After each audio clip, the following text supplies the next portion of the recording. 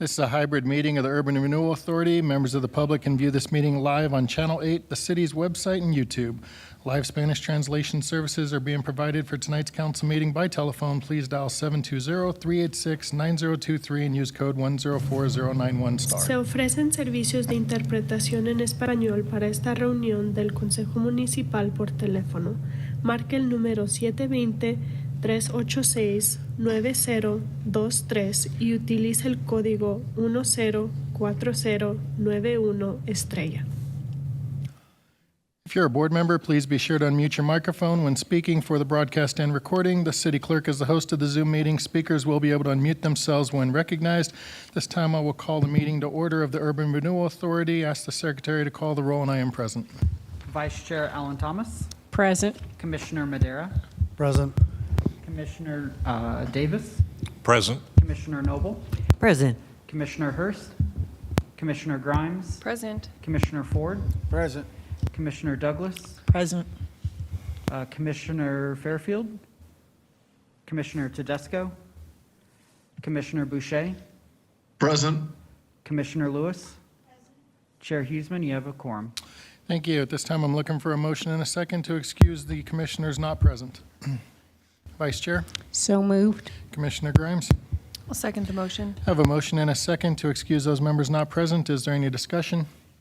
Seeing no request for discussion, we'll do a voice vote. All those in favor signify by saying aye. Aye. Any opposed, say nay. Motion carries unanimously. Now I'm looking for a motion and a second to approve the minutes of the March 21st and March 28, 2022 meetings. Vice Chair, So moved. Commissioner Grimes. Second the I have a motion. motion and a second to approve the minutes of the March 21st and March 28, 2022 meetings. Is there any discussion? Seeing no request for discussion, we'll do a voice vote. All those in favor signify by saying aye. Aye. Any opposed, say nay. Motion carries unanimously. We'll move on to resolutions. Our first resolution is URA 2022-06 to amend the 2022 budget of the Urban Renewal Authority. We'll invite Michelle Claymore, Director of Economic Development, to introduce the item.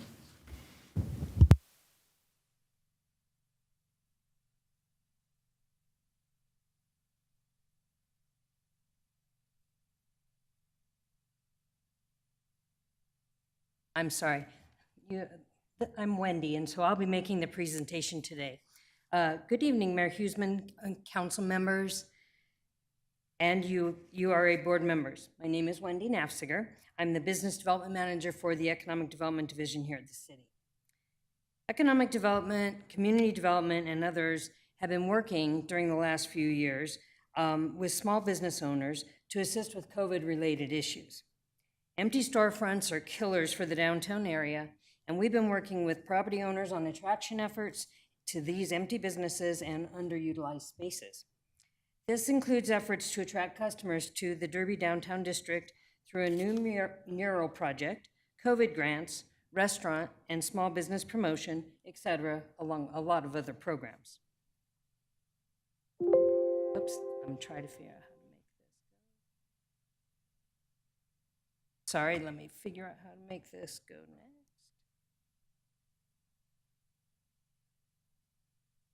Oh, I get it.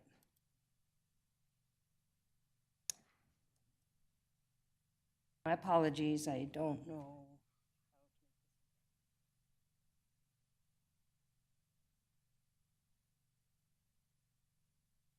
It's not showing up there, though. Showing up there.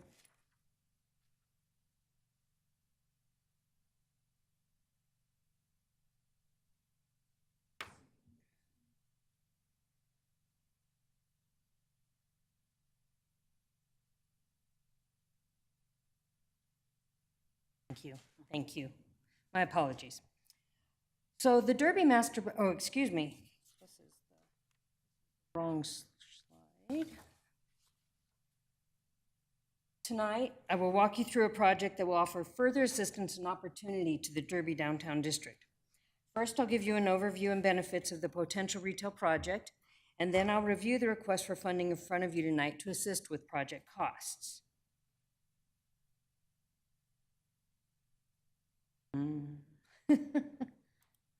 My apologies, everyone. I don't know why this. There we go. The Derby Master Plan encourages food service businesses in this area. Luke McFetridge and Dave Lund are property owners in Derby at 7250 Monaco and are working to attract La Michoacana, I hope I did that right, I'm not very good at those, to open an ice cream shop in their space.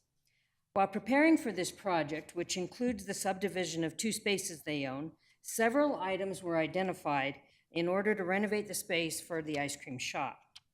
We're here tonight in cooperation with Dave and Luke to ask the Urban Renewal Authority for $100,000 to help with those renovations. Dave Lund is here with us tonight to answer any questions as well. He's in the audience. This slide identifies the location of the property, which is in the same building as the Small Business Resource Center, which the city owns. You should all be familiar with that. A little bit about the building. The building was built in 1953, and the property owners are looking to lease the vacant 2,500 square foot office suite. All of the suites in this building are individually owned. The ice cream shop is an end cap suite that includes 500 square feet, a 500 square foot patio, which will be beneficial for their customers to enjoy outdoor space in the Derby downtown district, as well as attract new customers to the space. It'll be a great walkable area for the patio out there. The city is encouraging more activity in the Derby area through these kind of projects, as well as the mural project that is being enhanced and updated. We're working with the owners as well on this project on adding a mural to this outdoor portion, as well as an update of the other murals that we're doing downtown in Derby. La Michoacana just opened in the city of Thornton, and now they're turning their full attention to this location in Derby. They have multiple locations throughout the United States and Mexico. They will be bringing with them to Commerce City 16 new jobs at this location, and annual sales are expected to be in the $1.2 to $1.5 million range. The estimated total renovation for this cost for this use is $534,000. The renovations needed are due to the change in use to an ice cream shop, which requires a new water and sanitary sewer line, as well as a grease interceptor. Other upgrades to the space will include a new HVAC system, a new roof, and a glass storefront. The property owners are asking the Commerce City Urban Renewal Authority for $100,000 to assist with these costs. The project benefits are the sales and property tax collected for the Derby TIF district will be an enhancement and will help mitigate the impacts of blight in the URA. The ice cream shop would attract more people to downtown Derby, adding much needed energy and activation to other uses within the district.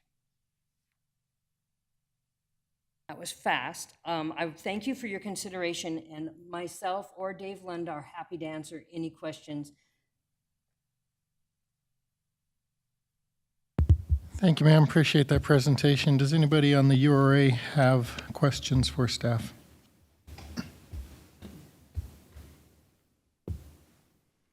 Seeing none, I'm looking for a motion and a second to adopt Resolution URA 2022-06.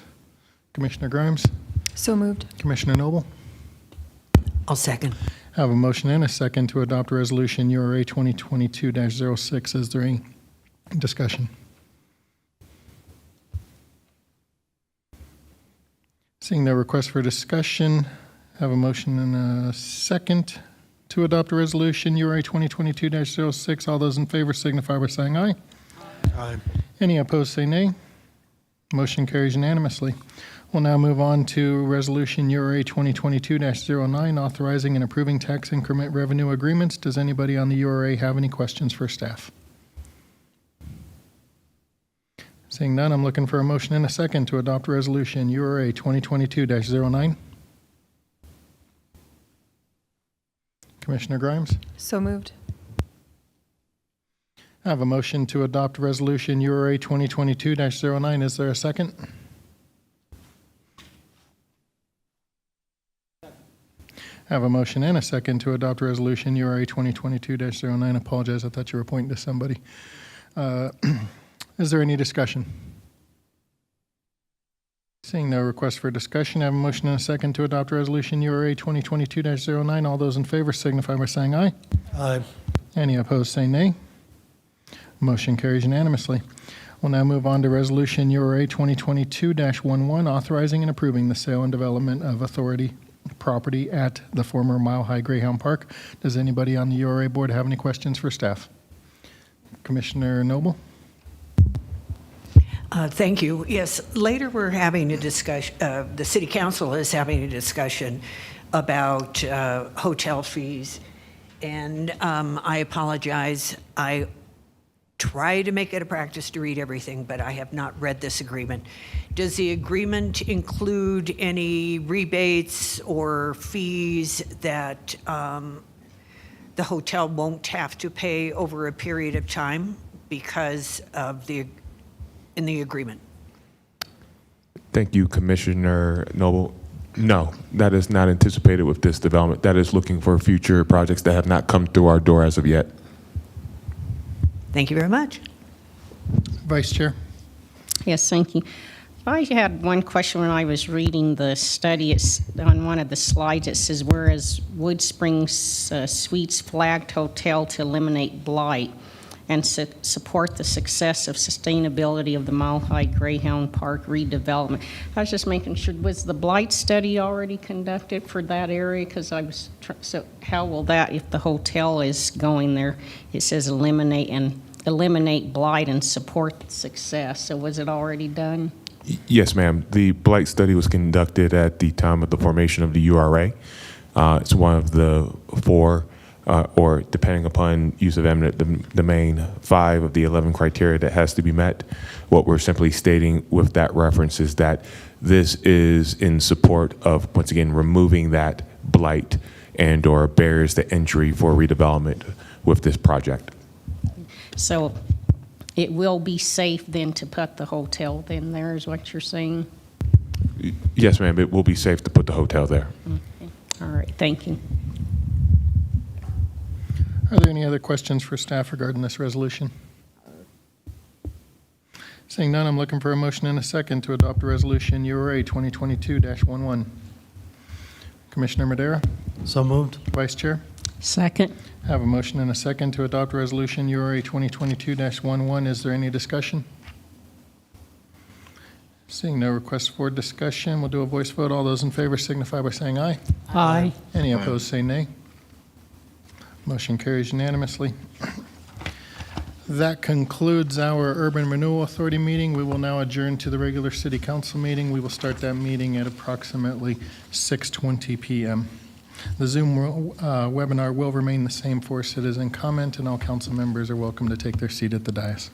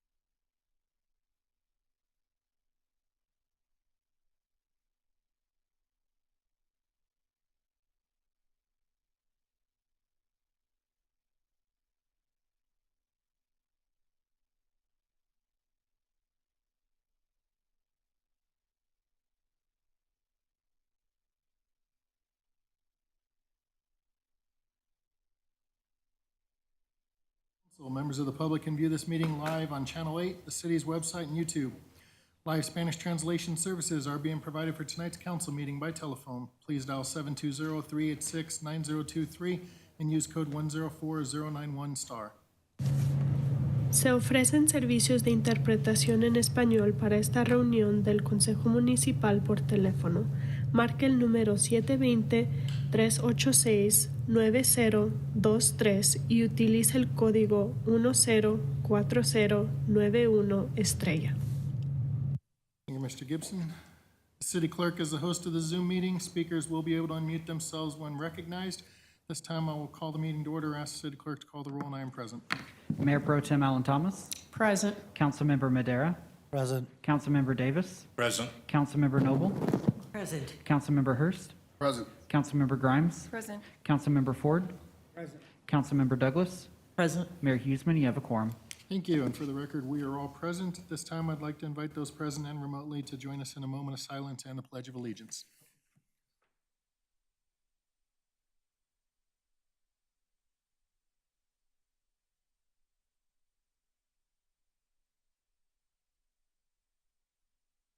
Pledge allegiance to the flag of the United States of America, and to the republic for which it stands, one nation, under God, indivisible, with liberty and justice for all.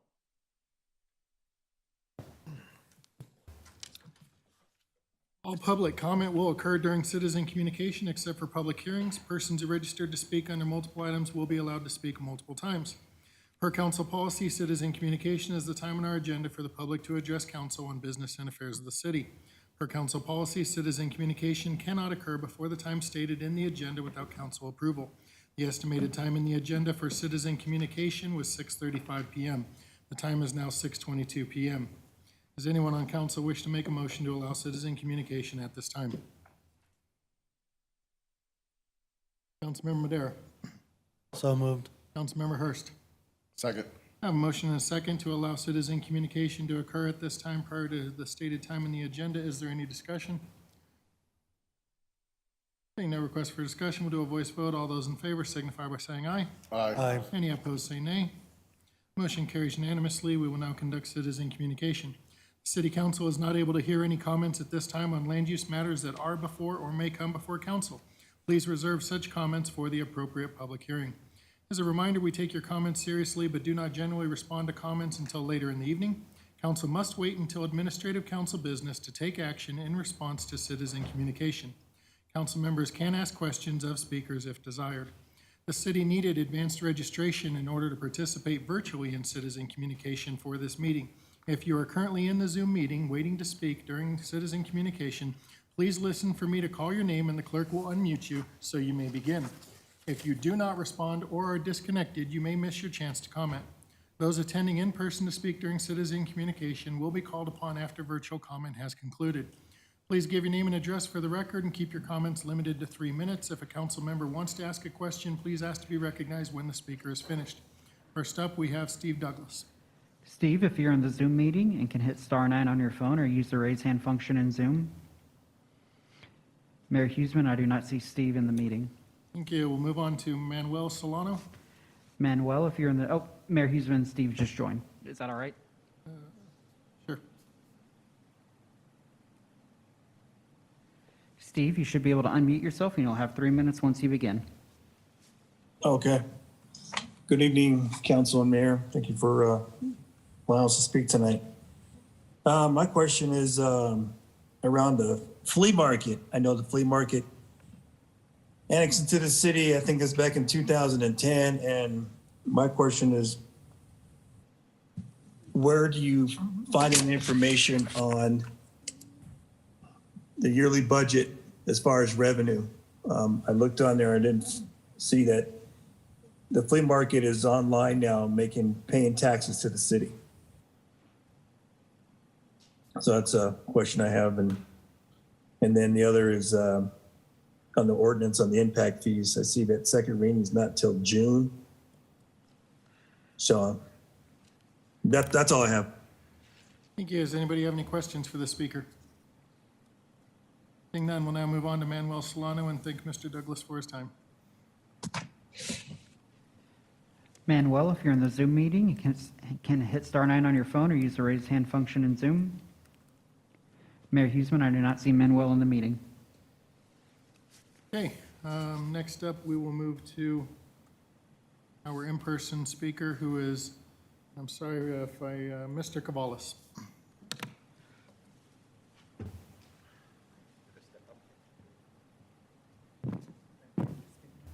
Yes. Thank you for your time, and thank you for your job that you do for the city in your free time. I have today a very unusual matter. I was fined for grass mowing that I didn't do in January. I received a fine in January and met actually with the inspectors, with Inspector Paula and Eric Gudmundsson. And we met at a property on 120th in Laredo. And I explained that it's very unusual to mow grass because there is no grass. There is just a couple stems. And they said that they received a letter from the council, and somebody from the council said that the grass has to be mowed. I started looking, it was end of January, I started looking for somebody that will mow the grass. Obviously, I couldn't find anybody. And I talked regularly to Paula and said that I will do it myself. And all she asked me is to mow that portion of the corner, Laredo and 120th. At that time, I left to Africa on a mission trip, and I informed Paula and Eric that I am in Africa. And if they could wait, since it is snowy and the whole ground was covered with snow, we have pictures here. I said, I don't even see what I mow because there is no. I called 2 days before I came from Africa on the 3rd of March, and I said, I'm coming back. First thing that I will do, I will mow, doesn't matter what.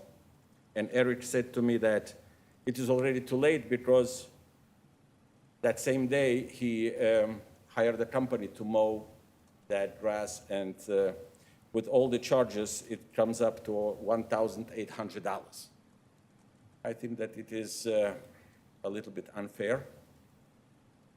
He could wait because there is no grass anyway, and it was snow on the ground at the same time.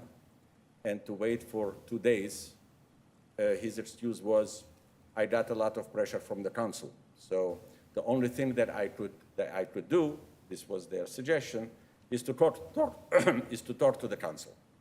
So now I'm here, I'm asking you, maybe you can appoint somebody that I can talk to, show pictures, maybe go to the property, call Inspector Paula and Eric Gudmundsson, and maybe you can, $1,800 is a little bit too much. And it is unfair also they could wait for 2 days since I was in Africa. And I called them from Africa. So who can help me? I don't know.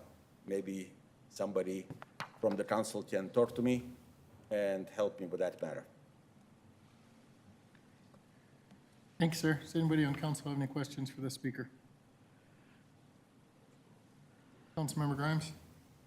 Thank you for coming to speak with us this evening. I don't have any specific questions, but I'm happy to speak with you after the meeting, or if you'd like to call me later in the week, we can have a conversation. I would gladly do that. Somebody can give me your telephone number or email. I will be in touch with you. Could someone on staff provide? Thank you. Roger will provide. Thank you contact. so much. Thank you. Thank you so much. Thank you for your time and for the good work. Councilmember Noble? Sir? Sir? Sir, Councilmember Noble has a question for you. Yes. Thank you. That's over here. How large is the property in question? It's two properties. One is 1 acre, and the other one is 2.5 acres.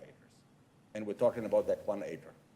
And what is your normal schedule for mowing the weeds? Well, I mow the weed. It's no grass anymore, it's weed. I mow it twice a year, in the beginning and in the middle of the season. And now I am so sorry.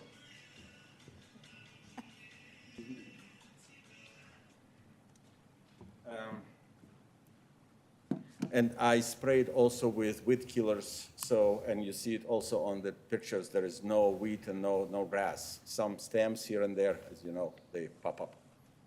When And- was the last time you had mowed? Well, last time it was in October. I was asked also by the inspector to remove weeds from the sidewalk that doesn't belong to me even.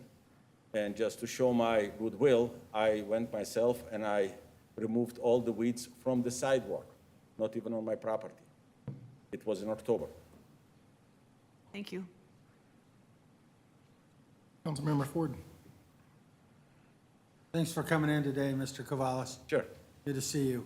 You have my number. Give me a call. We'd love to visit with you about some of the regulations along with the sidewalk issue, everything else. But I'll do my best to help you out. Thank you. Thank you, sir. Thank you, guys. Thanks, sir. Appreciate your time this evening. Thank you. Thanks.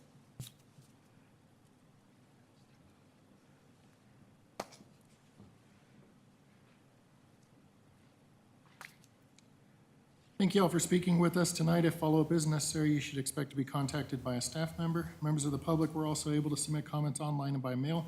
No written comments were received by the deadline. If anyone wishes to speak at a future council meeting, please check the meeting agenda and city website for information on how to register or submit written comments. Next on our agenda is an executive session. I'm looking for a motion and a second to enter into an executive session pursuant to CRS 24-6-402, parentheses 4, sub-parentheses F and G, for the purpose of reviewing and discussing applications and materials related to candidates for the position of city attorney, which are documents protected by the mandatory non-disclosure provision of the Colorado Open Record Act. Mayor Pro Tem?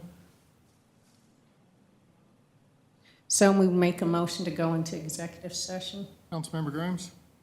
Second the motion. I have a motion and a second to enter into executive session for the purposes stated. Is there any discussion? Being no request for discussion, we'll do a voice vote. All those in favor signify by saying aye. Aye. Any opposed, say nay.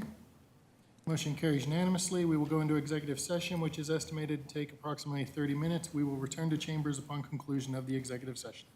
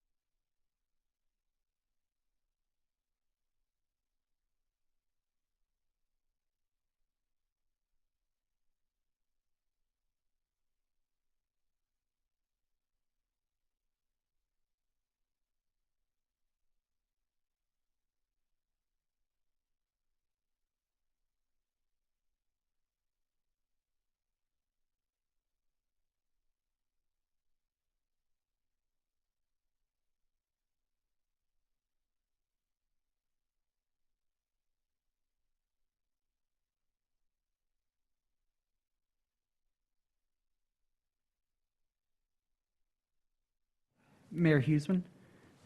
There's a gentleman that came in looking to make some public comment with a prepared speech, so I placed copies of those at each council member's spot at the dais, just if you're wondering what that is.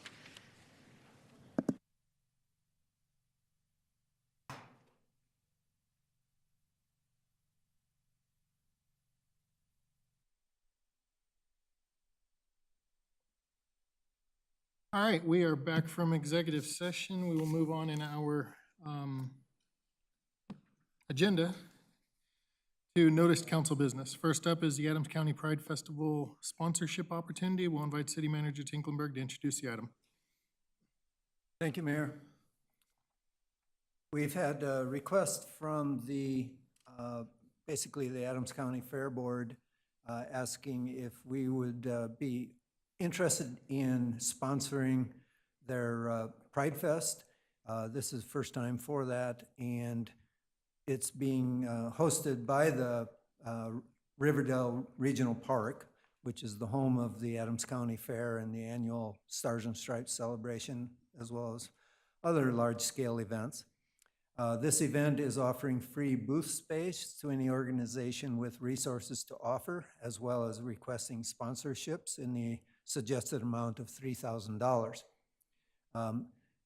Our DEI Commission is interested in taking them up on using the booth space, which is free to them, but the Fair Board is asking for a sponsorship from the city then basically to support the event.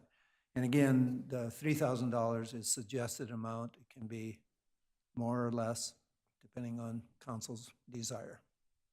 I wanted to see if you want us to take them up on that offer. Thank you, sir. Does anybody on council wish to make a motion?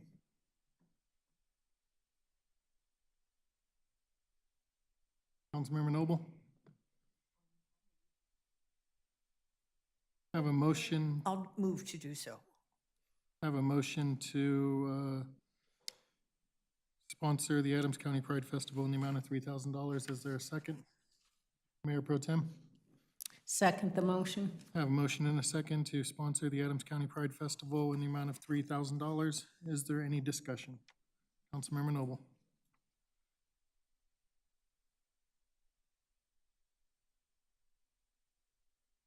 Seeing no request for discussion, we'll do a voice vote. Is all those in favor signify by saying aye.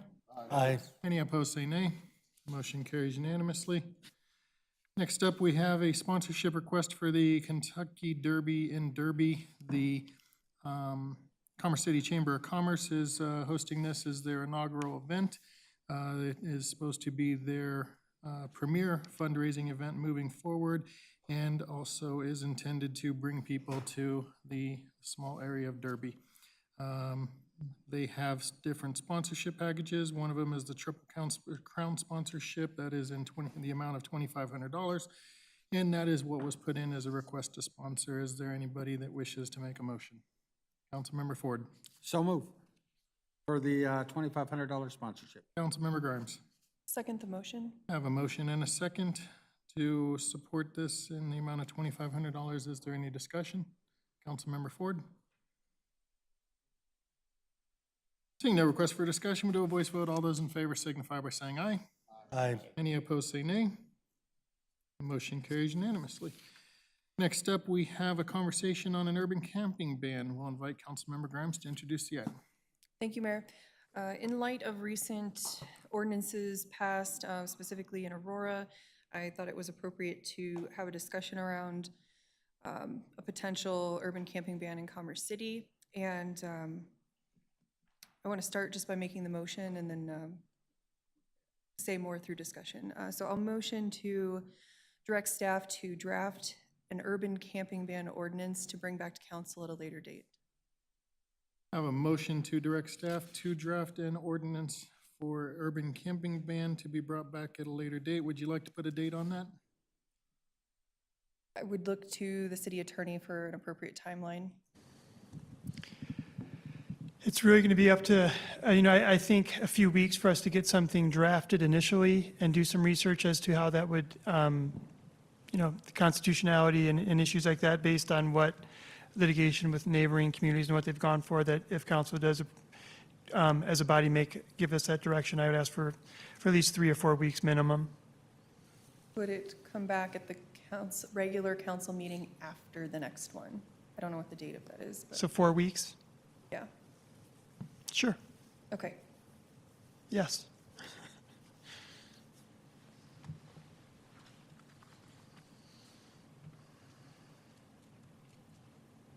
I believe that's going to put you at May 16th.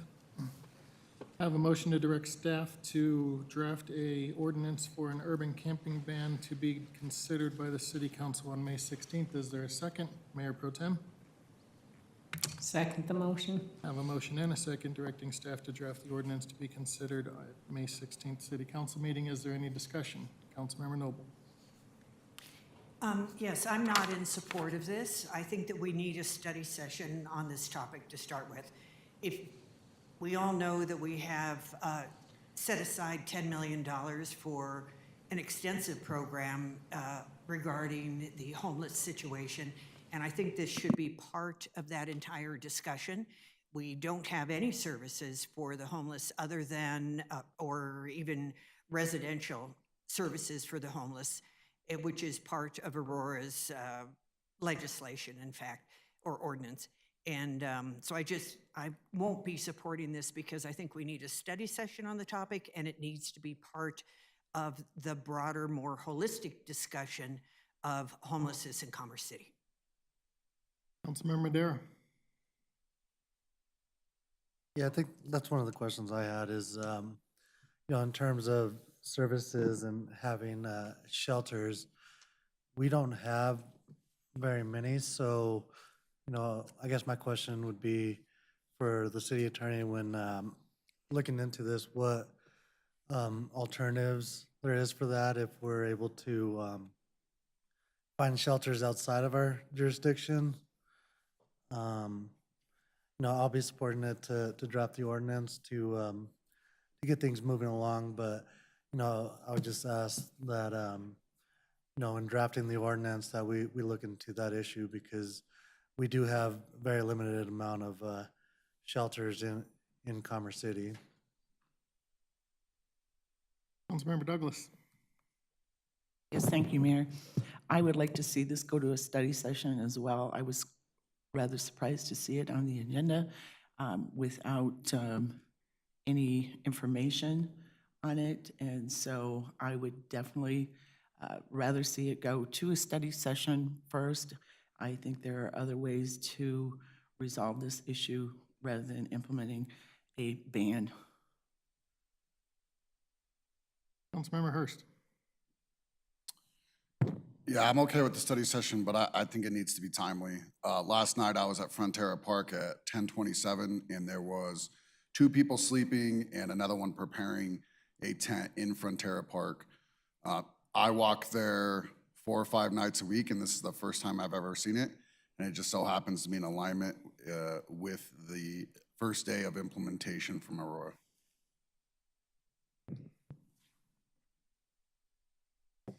Seeing no other requests for discussion, we have a motion and a second to direct staff to prepare an urban camping ban ordinance with the intent of it being considered by the city council on May 18th. All those in favor signify by saying aye. Aye. Aye. Any opposed, say nay. Motion will carry 7-2. That is all we have for noticed council business. We will now move on to presentations. First up is the Environmental Planning Policy and Oil and Gas Monthly Update. We'll invite Dr. Russo, Environmental Planner, to make the presentation.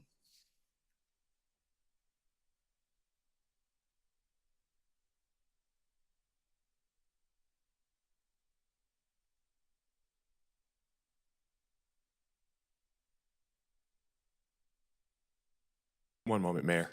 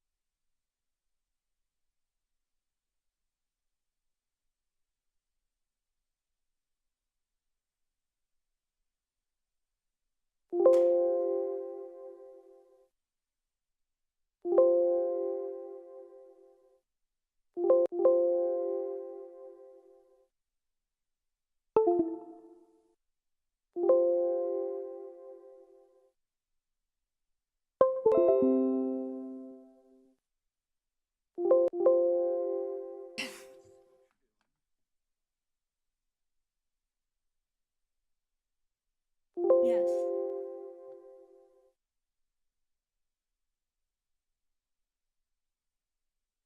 You.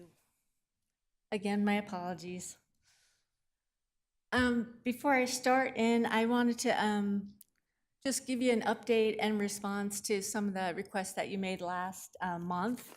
And so the first one was Council Member Allen had asked me about making sure the air quality information was on the TV and the website and in the newsletter. So I have been working with communications, and we have a really nice draft of some information that'll be up there for people that don't use the web as much as other resources. And then Councilmember Grimes, I did get a cost estimate about doing a municipal greenhouse gas inventory, so I'll prepare something for the 2023 budget from our contractors Lotus.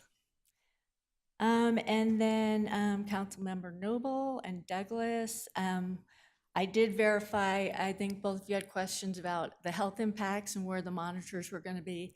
So I did verify that we have them near the oil and gas and then also around the arsenal. And then the information that's up on the website now, it'll say whether any of the exceedances trigger the health advisories. And last but not least, Councilmember Madeira. I have been putting a lot of information up about the new green business program, and I have some slides about that. So we did, I mentioned it last time I was here, but we did submit our air monitoring grant. It's for a little less than $500,000. We got a lot of nice letters from some of the health organizations in town, some of the educational institutions, as well as our members of Congress. And so if we do, if we are awarded that grant, it'll be in the third quarter. And again, that's just to operate monitors and help citizens understand about our air quality. I've also been working with our EPAC group, our advisory policy committee. We really have been concentrating on right now about community health, sustainable education and empowerment, and then business outreach. One of the things we spent some time on is trying to understand the role of different regulating agencies and the role of the city. There was some confusion about who is responsible for some of the water quality and air monitoring, so we spent some time on those issues. And then we also went over the greenhouse gas inventory. And I think you've seen the diagram about the sources of our greenhouse gases, but we really tried to put it in perspective so people understand it. So if you're looking at that inventory, you can see that 25% is energy, then you have transportation is 14, waste is only 4, and then miscellaneous is wastewater and refrigerants. But what is really unusual is the amount of industrial emissions. And so that's why we're spending more time on with the business community to help the business community and understand how we can reduce those emissions. And so what it really means if you don't follow greenhouse gas inventories and carbon tracking is really whenever there's more emissions, you have increased fires. Our fire season in Colorado is now 72 days longer than it was in the 90s, and the fires are more intense. And so it also relates to the drought and extreme weather events. So when it's really dry, the soil gets really compacted, so you're more likely to get flooding. So that's an issue. And you're also more likely to have extreme hot weather events. So more days over 100 degrees. So that's the reason we're trying to address a lot of these emissions. So again, we've I've spent a lot of time on the website, and then also the EPAC group is our network to go out within the community. And what we're trying to do is raise awareness about the events that are happening. The communication department here at the city did a great job with the newsletter this month and had a lot of these events listed. I'm not going to go over every single one of them, but I wanted to just talk about two of them so people know why that's important. So there's a free green yard drop-off, and the reason that that's important is when you take any kind of food waste or yard waste and you bring it to a landfill, what happens is it goes under anaerobic conditions, which means it doesn't get oxygen, and if it doesn't get oxygen, it produces methane gas. So that's a really powerful greenhouse gas. It's like 21 times more powerful than carbon dioxide. And so by just taking food waste and putting it, either composting it or putting it in a green cone, you reduce that methane gas. The other one is the electronics drop-off that we'll do here at the Civic Center. And that's important because a lot of people don't realize your electronics generally have heavy metals in them. And what happens is if they are in a landfill, a lot of times that will leach out. So arsenic and lead, and so that's why it's important to dispose of them responsibly.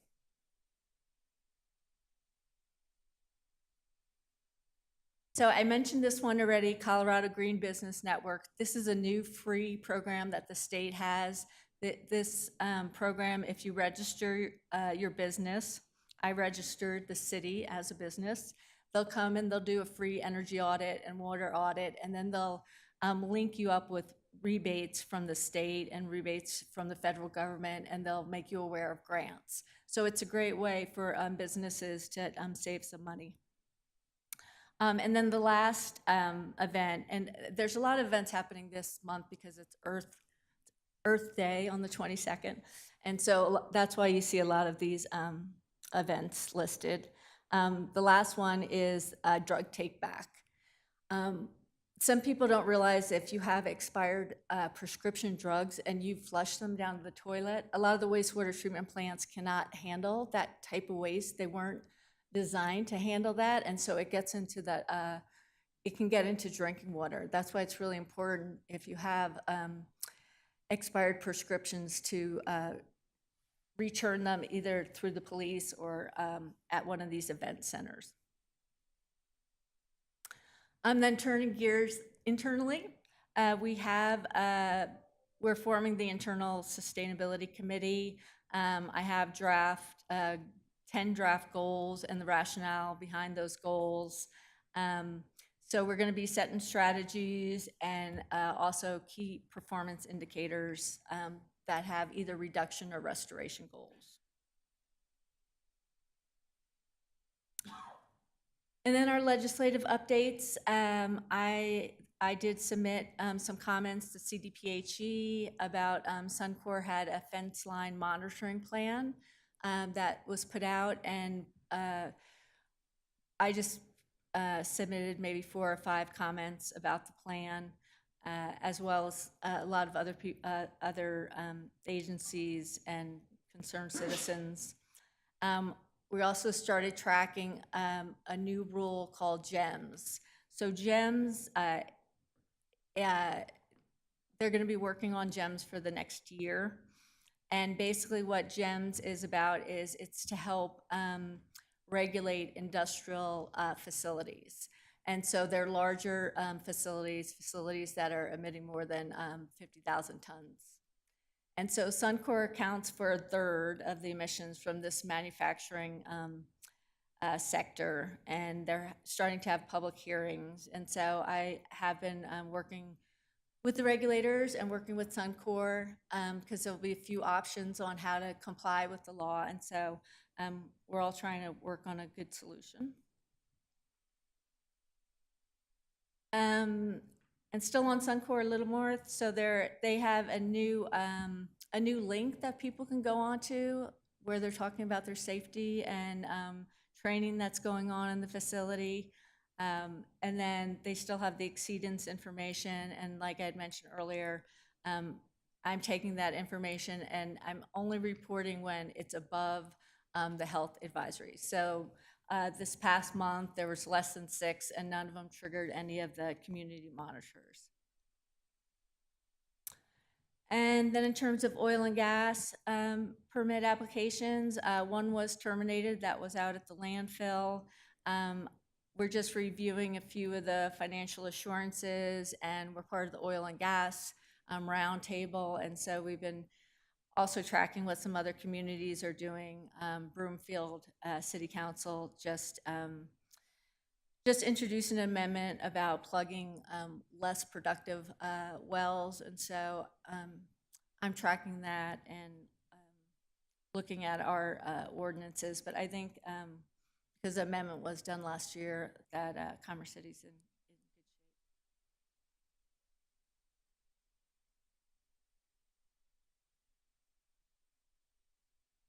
Thank you, ma'am. Appreciate your presentation. Does anybody on council have any questions regarding this presentation? Councilmember Noble?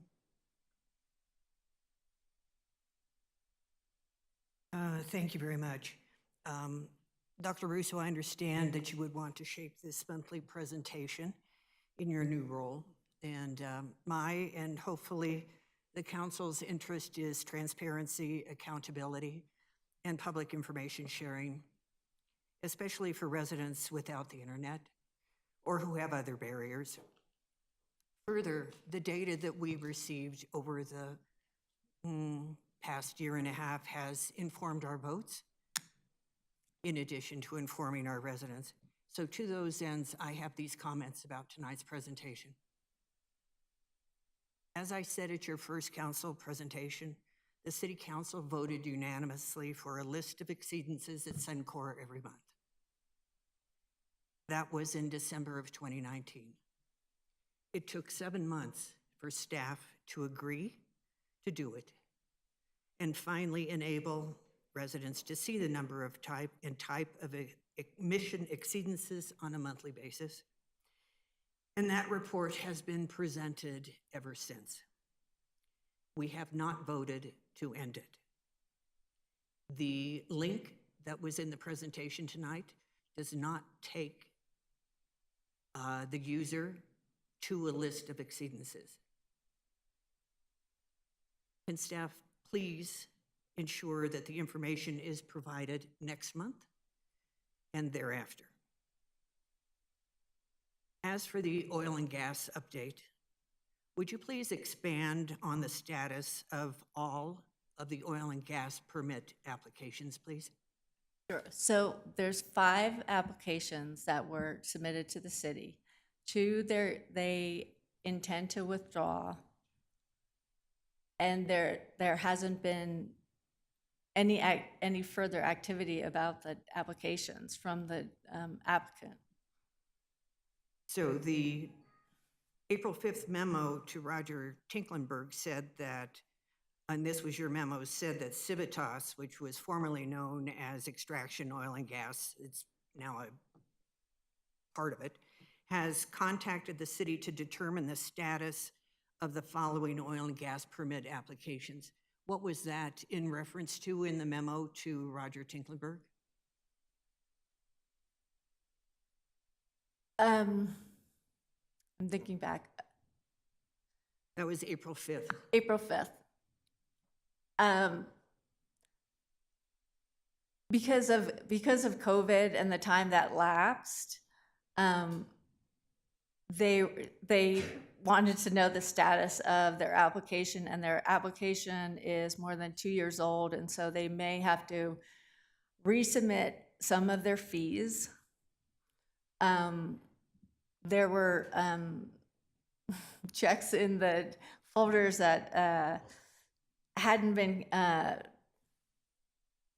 deposited in cash, and so those are being returned, and we're just waiting to see what the applicant wants to do next, whether if it's worth it to them, if their permit has expired and they need to resubmit fees if they want to pursue.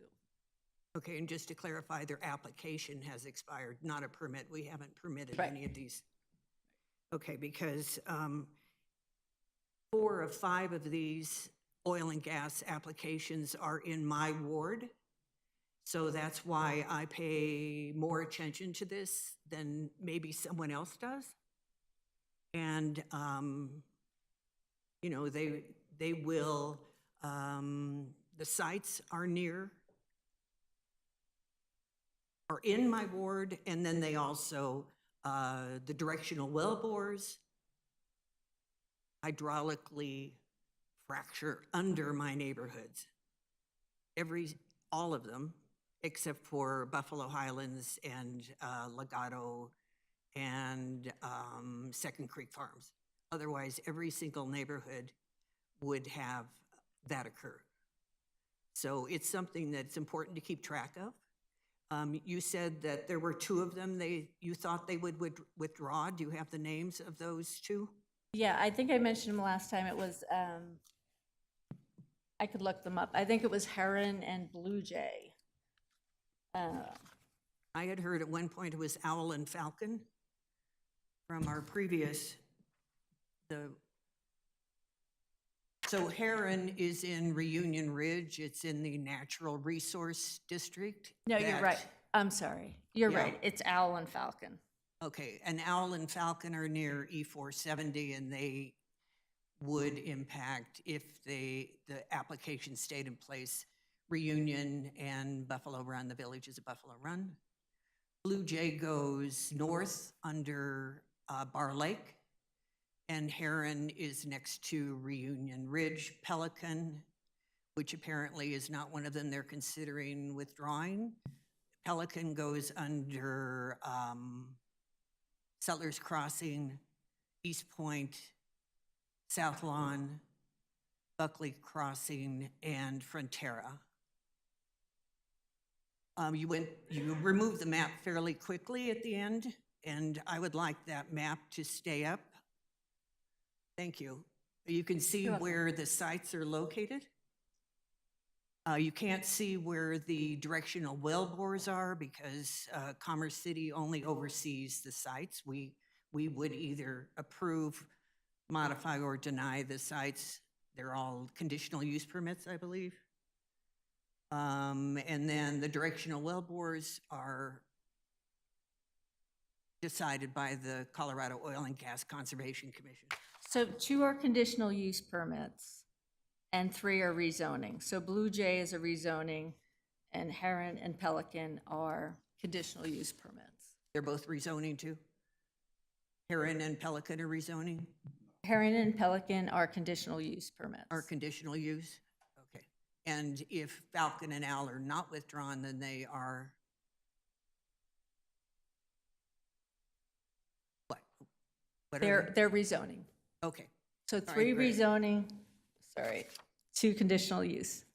Okay, thank you. And I just want to be clear that I like to have all the information presented so that the citizens in my ward are kept up to date on the status of applications. That's it. Okay. If I may, Councilmember Noble, there was a statement made that pending applications had expired due to time, and I'd like to go back and double check on that. So just so you know, I want to go back and look at the code and get back to you on that, okay? Oh, that'd be interesting. And Mr. Hayter, my question was also, if the applications have expired, would new applications fall under our new oil and gas regulations that we passed in 2020? Any new application that's filed would be subject to what's currently on the books. I am unsure of the accuracy of a statement that that the application expired. That's what I want to check on. So I'll let you know. Thank you very much. Mayor Pro Tem. Thank you. I have a few questions. First one, are there any updates about the water contamination, such as the Platte River? I've mentioned that before and don't see anything mentioned as water around that area. So is there any updates on that? No, not to my knowledge. Okay. Because can we get information on that then as to, is the city applying for any grants to try to get the water cleaned up around that Suncor area? Or just a little information is what are they doing for the contaminated water? I'd like more information on that if we can. Sure. Then, next question, do you have any updates if Suncor will start making the formulated gas before being forced? Because it was on the news last Wednesday that it's a type of gas that improves our air quality. So do you know, do you have any updates on that? You know, I talk to Suncor fairly frequently, and they haven't said that they are pursuing that. What can you find out? Because they Sure. were featured on the news on Wednesday, and at that point it said they're undecided. So can you let for your next presentation if they are moving forward before they're being forced to? Okay. Then there was a article on April 13th that ran in the Denver Post as well, and it said the EPA will downgrade state.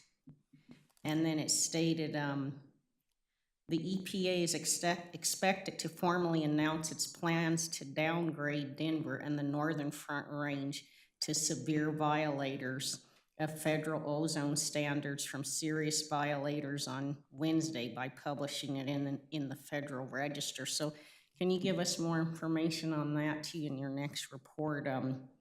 If you can get information as to an update on that as well. Okay, so EPA,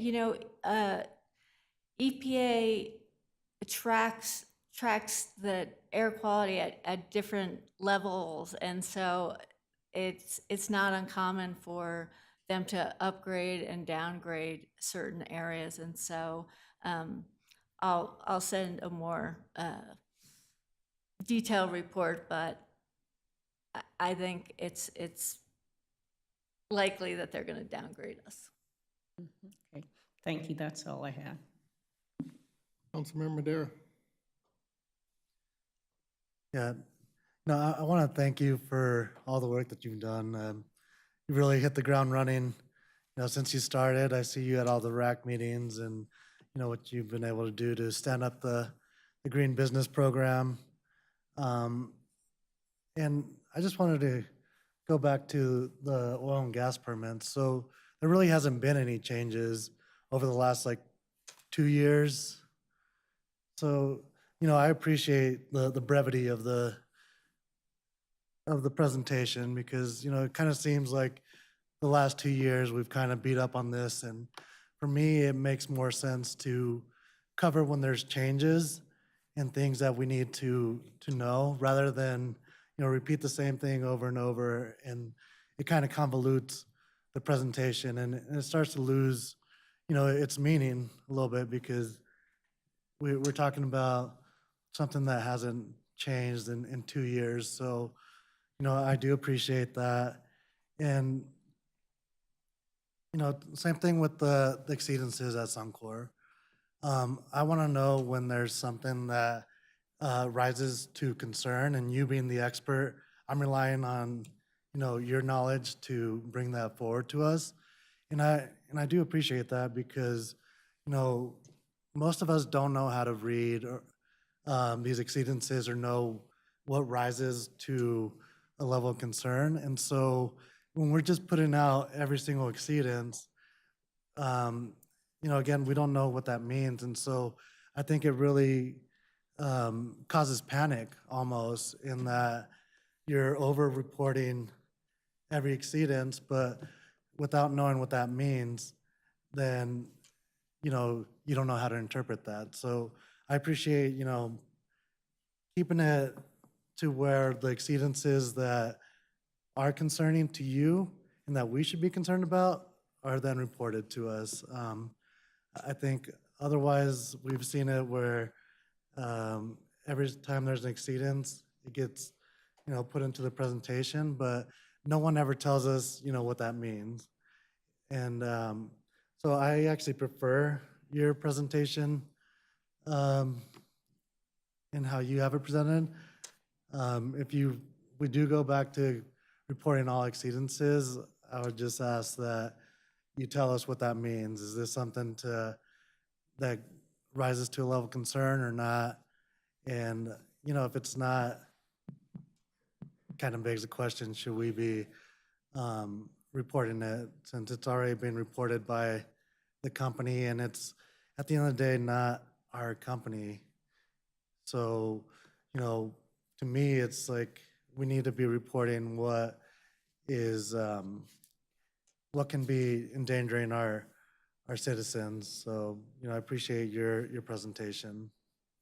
Yeah, I was just looking, because I did have that, I'm a little concerned that that link wasn't working, but I do have that chart that I'll check the link when I go back to my office, because there was like 3 exceedances. It's not that I didn't follow them. They were March 2nd and the 12th, and they were all under the health advisory, but I will make sure that link is fixed probably by the time you guys Thank you. retire for tonight.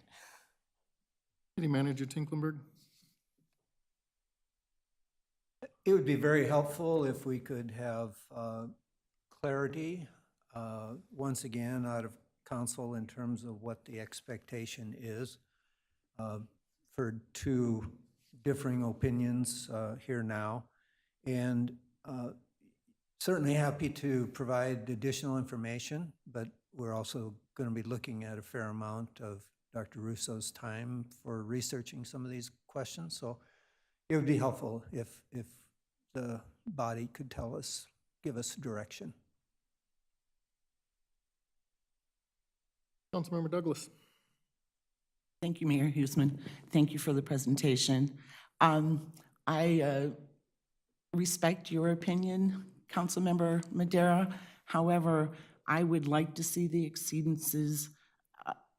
We have to remember that we need to keep an eye on this. And when there are exceedances, I believe that the public deserves to know that. There's such a thing as cumulative impacts. And although it might not be a health threat at that particular point in time, they do add up and they do impact people's health. There is a new, I don't know if it's a series, but it's done by Oprah Winfrey, and it's called The Color of Care. And it has to do with environmental injustices to communities of color and how it impacts their health. And I think we owe that to our citizens, especially the ones who live near Suncor. I also noticed that when you said that you were going to be doing monitoring, and this may be because there's other monitoring that has to do with Suncor, that you mentioned oil and gas and the arsenal, but not Suncor. So I don't think we should dismiss that, and I would prefer to see the exceedances listed and to know what those dates are. And as much as we'd like to dismiss oil and gas, keep it out of sight and out of mind, I think that it's something that needs to be reported on every month, no matter what the change is. People have a tendency to get distracted by other things. I think that we need to make sure that people are aware that that's something that's probably coming in the future and they should know about it. So I thank you. Yeah, and just a clarification, so there's 20 monitors. I was just, at the last meeting, they wanted to make sure there was some near the oil and gas and around the arsenal. So there's 20 total. So just that 4 and 3 are the oil and then the arsenal. And then the other thing about the exceedance is just when you see them, there's a lag time between when they get reported to the state and then the state verifies it. And so it's not like there's anything hidden if when you see, because the ones I just spoke about in March, there's always a lag time between when Suncor submits or any industrial facility submits, and then the state gets that data. They go back and they try to, basically brainstorm and say, why did that happen? And, what kind of adjustments can be made? So it's not like there's any intention not to have all the data and have current data, but that's how the system works. I absolutely understand that, and I appreciate it, but I also think we owe that to our citizens, just to keep them updated. Like I said, it might not be an immediate impact, but they need to know that those things are happening. That's all. So, thank you so much. And I think the new report is more helpful because it'll say how that relates to the health effects. So the Suncor one it's complicated, and you go through about 6 pages sometimes, and I think that deters people from trying to get to the data. Councilmember Hurst. Yeah, thank you. I think there's probably a compromise somewhere in the difference of opinion on how this happened that is effective and still very transparent. I support transparency in this matter 100%, but I do start to worry about just how long the report would take if we start bringing in true transparency and we have these real discussions, because the reason the EPA is making that downgrade, because it's going to happen, is it didn't start in Colorado. Part of the downgrade's coming from the California fires from last summer. And we're not going to ever impact California's forestry management policies in Colorado. And so some of those impacts, if we're not talking about full context, then we're not being transparent. And it goes into the same discussion about water, goes to the same discussion about air, and really I want to have that full conversation. I just don't know if it's one that we can rip the Band-Aid off every month and have that discussion.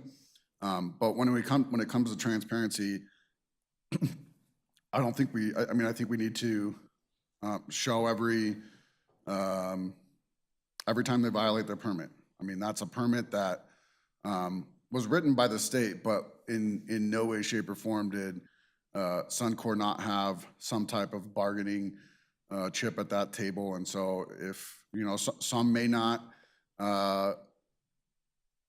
have any readings on any of our air monitoring systems, and some may not even be against the EPA standards when they violate those, but they still should be listed because they violated their permit. But again, when we start talking about transparency, I think we need to be very transparent in what direction the wind was blowing at the time, what the dissipation rates were of that type of chemical. And all those things get very technical, and not only technical, but sometimes impossible to take a reading on exactly what's happening, because you have 3 different directional winds depending on the day. And so all those things lead to a sense of transparency, but not really transparency, because we're leaving out so much context of what's actually happening. Why do we get these exceedances but never have a continuous air monitoring system alert? Is it because the system's not working, or is it because we don't have a good understanding of dissipation rates, or we didn't understand wind direction? All those things quickly start raising questions, and start, for me, raising questions of the validity of a continuous air monitoring system if it's not picking anything up. And so when we talk about transparency, I'm all ears, but I really think there's a lot more to the discussion if we're going to be fully transparent. Councilmember Grimes. Thank you, Mayor. I support Councilman Madera's thoughts on the topic. Mayor Pro Tem. Thank you, Mayor. I disagree. I do think it's really important that we pay attention to the water as well, and I do think it's anytime there's an exceedance, I think that it should be in the reports, and because that's the residents' right to know, and especially the ones that are affected living in that area. So I do think anytime there's an exceedance, I do think it's the residents' right to know, and it should be included in the report. Thank you. Councilmember Noble. I wanted to point out a couple of things.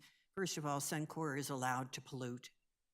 The exceedances are simply when they go over the level to which they are allowed to pollute.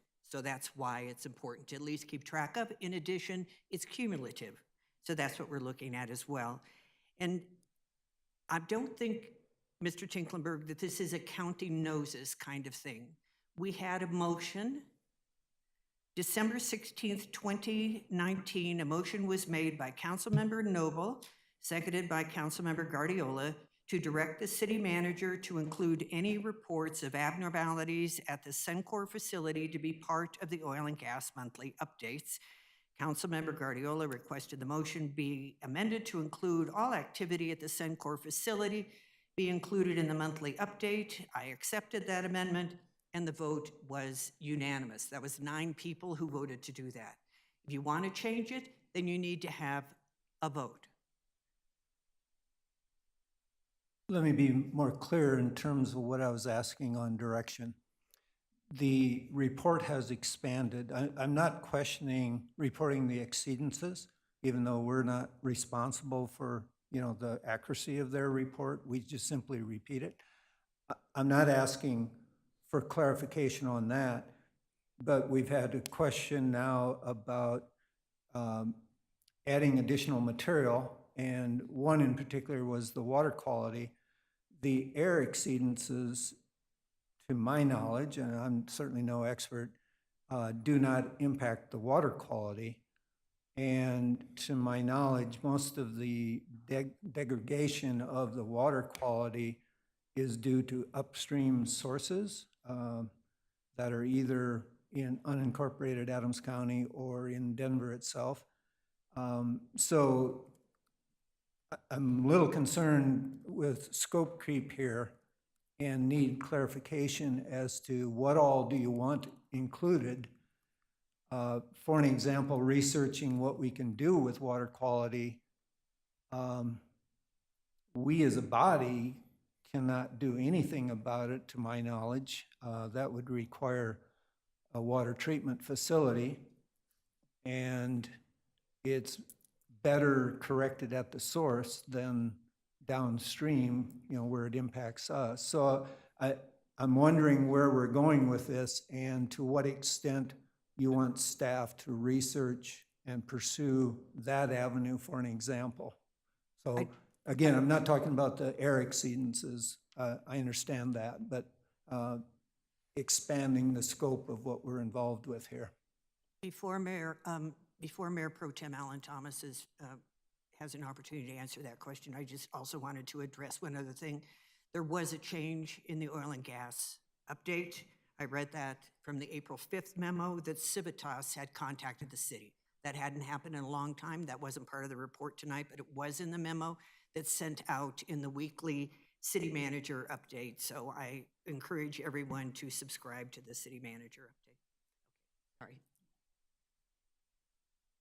Mayor Pro Tem. Thank you. I would just like to clarify, there has been violations that I'm aware of that Suncor has affected the water contamination around that area. So I'd like to know, City Manager, when you said other contaminations, what are those other ones that are causing that then and not Suncor?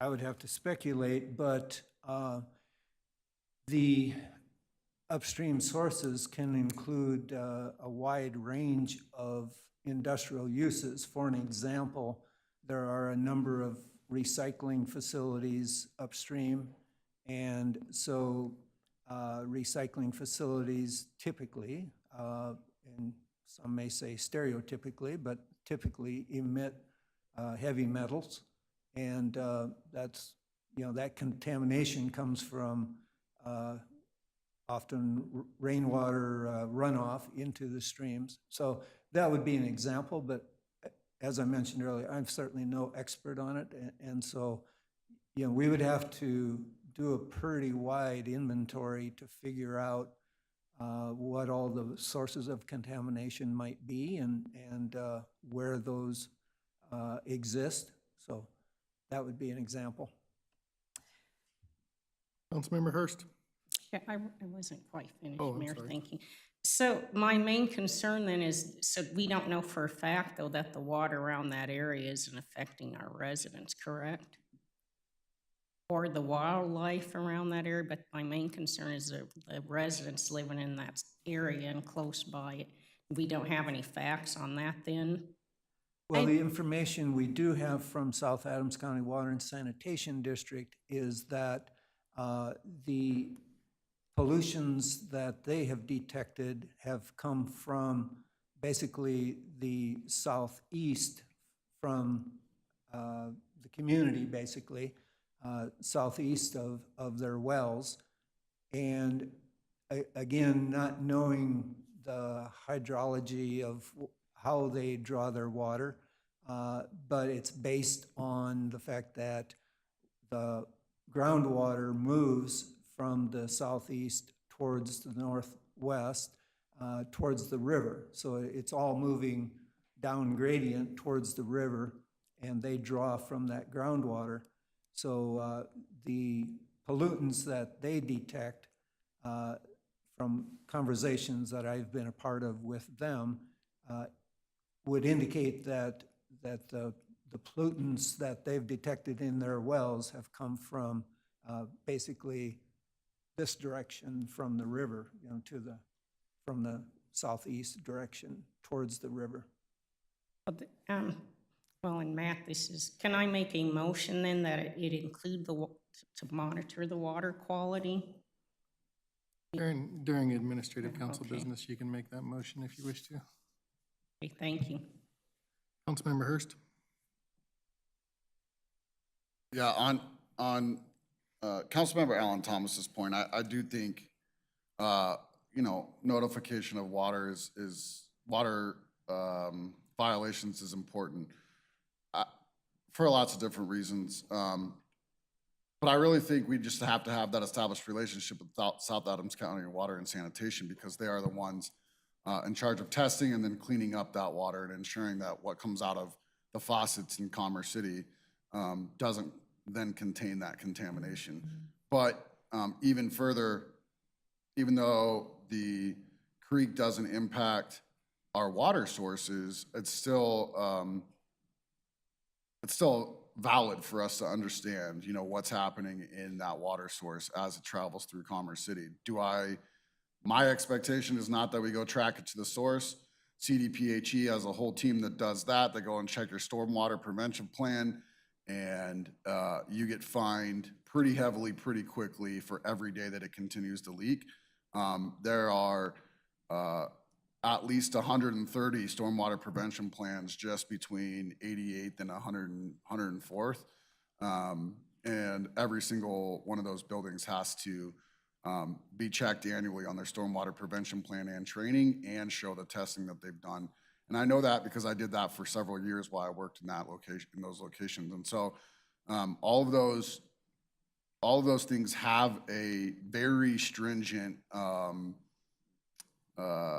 EPA/CDPHE regulation that supports all of that. So I simply don't think that the city has to do anything except establish a relationship and be notified when a triggering event needs to be communicated to the community. And so if we can just establish those relationships, I'm hoping we can find a way to compromise so we're not taking the city's work and we're then taking away from the city's workforce, and then therefore utilizing the experts at CDPHE to help us identify those. Councilmember Ford? Since I started at the city, I know CDPHE did one water study, but it was specifically for PFASs, and there wasn't any in the drinking water. There was one in a well that was used for irrigation, not drinking, and they identified that well. And they traced it back to firefighting equipment, the PFA contamination. And that's, in the past 2 months, the only thing I've read from CDPHE on water quality. Councilmember Ford? Thank you, Mayor. I have to agree with Councilmember Hurst. If you haven't been down to 52nd and York, where the river crosses York Street, there's no river at that point. There's no water in the Platte River at that point. It's because 100% of that Platte River is diverted to the ditches that supply irrigation water to the northeast. So when you see the Platte River past that point and you see water in it and it's running full, it's 100% effluence from the Denver wastewater treatment plant. So a lot of these regulations and regulatory agencies that we're talking about are not within our jurisdiction, and we need to rely upon state water commissioners, EPA, even Suncor. The permit is a state-given permit, not permitted from us. I want to be updated, just like Councilmember Hurst and Mr. Madera had said, when there is an issue that we need to be informed of. But we need to rely upon some of these agencies it's their job to identify problems with water and to identify problems with air. So I'm along the same lines as Mr. Madera, but it's tough to identify problems in a river when there's no river at the front end of our community. It's all effluents from a sewer system. And it just gets bigger and bigger as you go down the river because of other effluents being added into the system. So when you get to Brighton and all those kids are playing in the river, they're playing in effluent from all of the sewer plants upstream, not from the Platte River as it comes down. And we heard the presentation a while back about the cadmium, that was high cadmium levels that were in the river. That was all upstream, and that has to do with these different plants. You know, there was a gold foundry upriver, a lot of those things that can create those heavy metals, and those sources should be identified, and those sources should be held accountable as well. So that's my opinion and where I'll land my vote. Councilmember Noble. Regarding the water situation, we did pay several $100,000 to environmental consultants who were air and water. One of the consultants came before the city council with a very strong letter regarding recent legislation. She came back with a letter again, and we sent that letter in with a very strong stand from the city council regarding water quality and water contamination. In addition, earlier this evening, we supported legislation regarding the CDPHE and the Water Quality Control Commission in support of legislation that requires more outreach, particularly to communities that are bisected or are next to water. So I do think that it would be something worthwhile to add if something comes up, certainly. And otherwise, the rest of us, including myself, I am not an expert on water by any stretch. I do know that we were at 2,100 parts per billion on PFAS only 2.5 years ago. And I do know that the South Adams County Water and Sanitation District has to pay $50,000 per piece of equipment to clear the PFAS out of our water.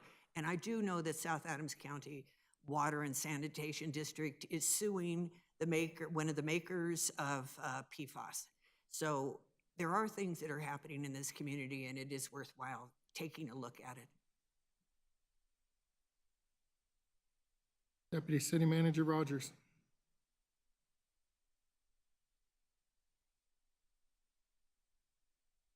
Mayor Pro Tem. Thank you, Mayor. I just wanted to state some of the facts. For example, like May 15th, 2018, Suncor spills steel stains in the South Platte, proves benzene a tough mop-up. Next one, May 27th, 2020, Suncor reports chemical sheet on Sand Creek. If you just go on and on and on November 30th, 2011, Suncor Stands Refinery leaks crude into South Platte River. So, you know, like I said, that we do have to look at the facts, because there are facts to prove that it has affected the South Platte River, and I just wanted to add that. Thank you.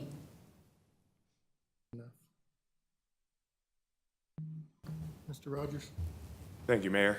I would say there's been a lot of robust, good conversation. What I would simply add, and it may be able to be, maybe to kind of help have a balanced solution to what I'm hearing. with understanding the desire to want to better have better information around water quality from both a point source, which is your confined, discernible location of where we're finding that effluent and or the exceedances from one of those polluters or pollution sources, and then the non-point pollution source, which I would say is what we are more commonly seeing with respect to the approval of various MS4 permits. That is the allowance by municipal storm sewer systems to being able to distribute their pollutants into various water bodies, similarly being your sewage treatment plants and also your various industrial land uses. You know, for example, you may find thousands of MS4 permits that may distribute into one water body. So trying to, once again, the scope can be very broad when thinking about exceedances of water quality, because you're not just looking at the Suncors of the world, you're looking at also Commerce City, because we have an MS4 permit that allows for us to have certain pollutions into various water bodies. You have Adams County, you have, like I said, a list. So what I would more than recommend to the body is allow for Dr. Russo with our consultant to come back and to strike a balance of what I think tries to capture on the intent and the spirit of what was shared here tonight at our next monthly environmental meeting, so that that way you have something actionable, something that will be able to give you the information that is both succinct, concise, but also informative for the community. Thank you, Mr. Rogers. Thank you, Dr. Russo. Appreciate your time this evening. You're welcome. We'll now move on to our next presentation, which is the 2022 Private Activity Bond Allocation Update. I'd like to invite Jenna Lowry, Senior Management Analyst, to make the presentation.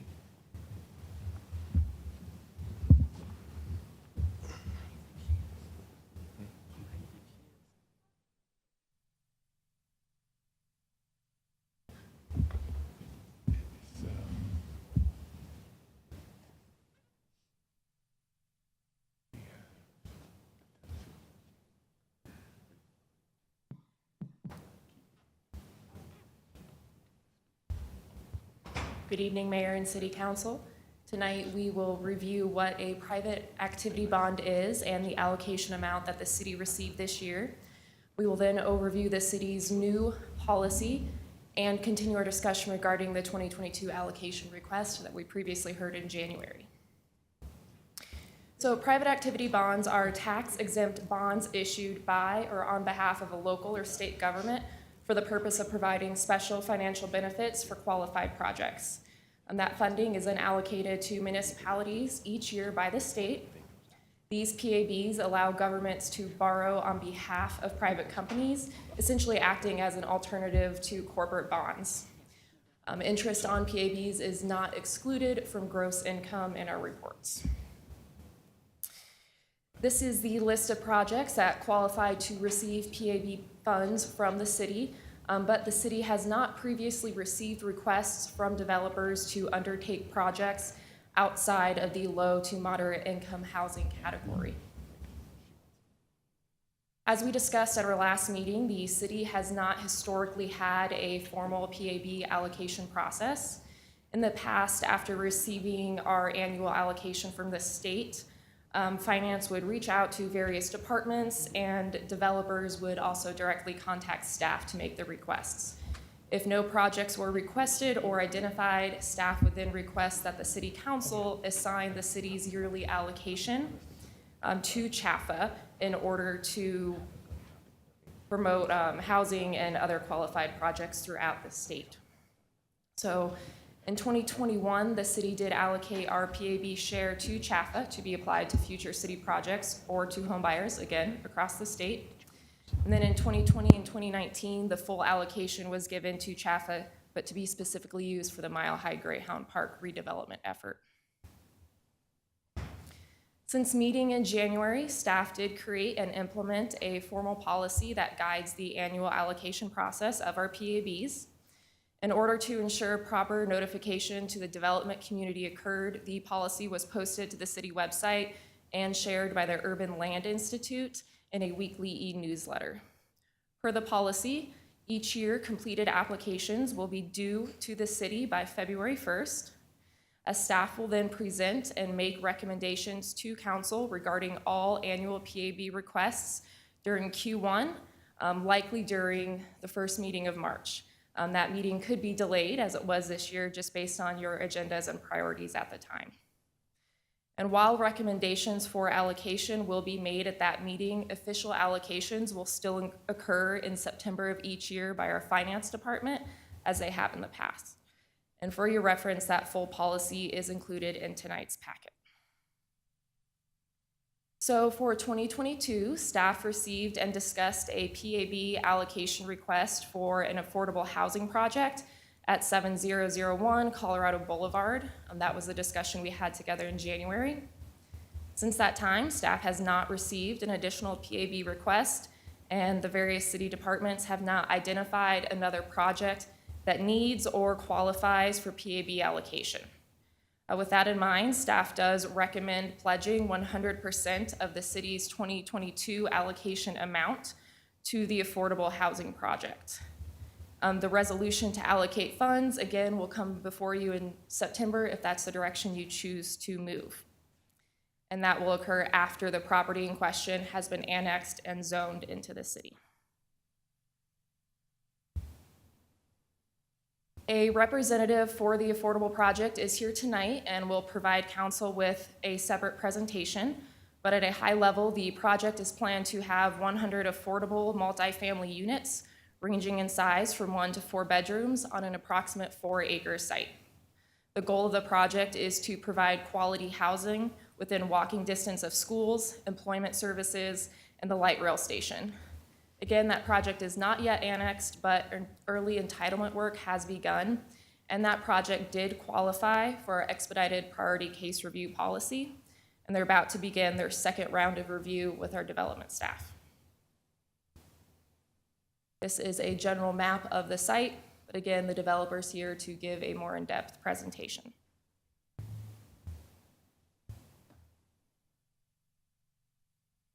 So again, tonight staff is seeking council support to prepare a resolution to allocate 100% of the 2022 PAB to the affordable housing project.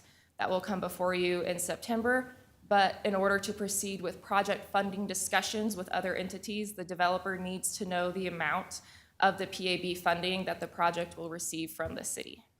Mr. Scott McFadden is here tonight and prepared to give his presentation as soon as council's had its opportunity to ask questions of staff. Thank you. Thank you, Ms. Lowry. Does anybody on council have any questions for staff regarding this presentation? Councilmember Madera? Yeah, the presentation said that there wasn't any other projects identified. Yes, sir. There's a project that's going into the old Elsop Elementary School property that was also an affordable project. They never spoke to the city about an allocation.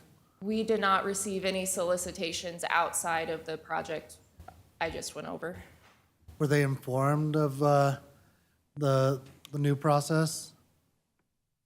So it was posted on our website, and we worked with the Urban Land Institute to convey the message as best we could. Now that said, developers and other partners have always had the opportunity to reach out to staff directly, so nothing would have hindered them from doing so in the last several months. I guess my concern is, that we're changing this process, so soon we had a February deadline, and so are we really allowing, the full pool of applicants to apply for this? And are we choosing the best project for the city? Certainly a fair concern. In the past, we have not had a lot of interest in this program, aside from Mile High Greyhound Park. In prior years, we've given the money back to CHAFA, which is one of the main reasons we are moving forward with a policy so we can prevent that from happening, to make sure that money stays within Commerce City.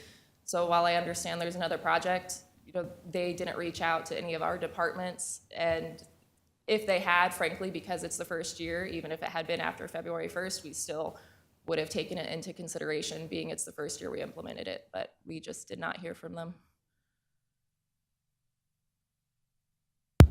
Deputy City Manager Rogers. Thank you, Mayor. I'm actually not going to belabor the discussion.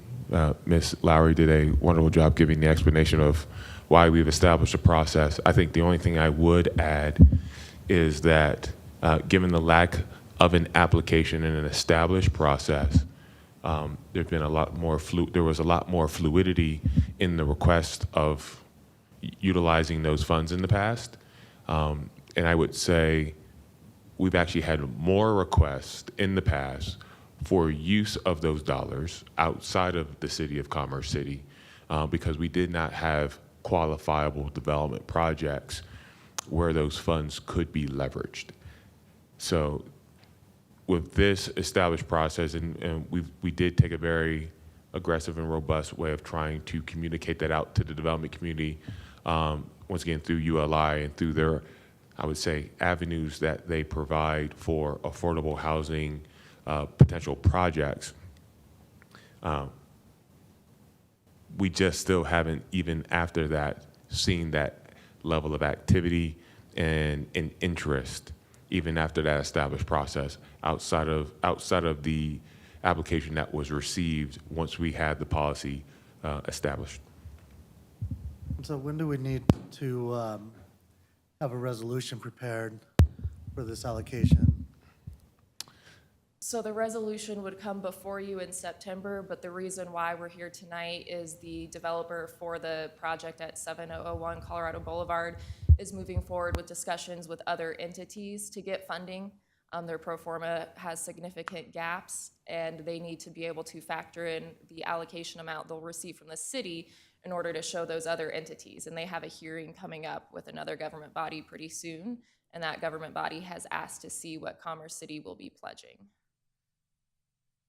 Thank you. Councilmember Noble. Yes, could you please go back 2 slides to there you go. I'm trying to get my bearings here. There's 70th, and oh, I see, okay, and there's the building where we purchased a floor up on the corner. And the light rail, where is the light rail? Isn't the light rail in that same location? Can you use your Yes, ma'am. cursor? If you follow 70th Avenue around the curve, that's the entrance into the light rail station. Oh, okay, all right. I'm great. sorry, you can't see my mouse. I'm moving it on my screen, but it's not up there. Okay, and the light rail then is on the west side of the river?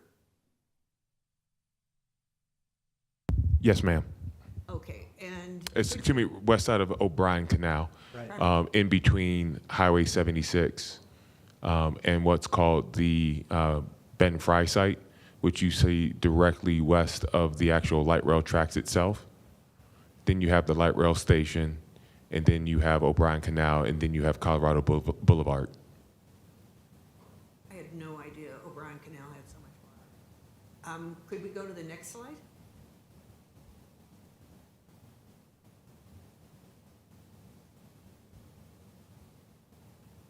I'm not seeing much green space, and I am also interested in what the affordability equation will be on these parcels.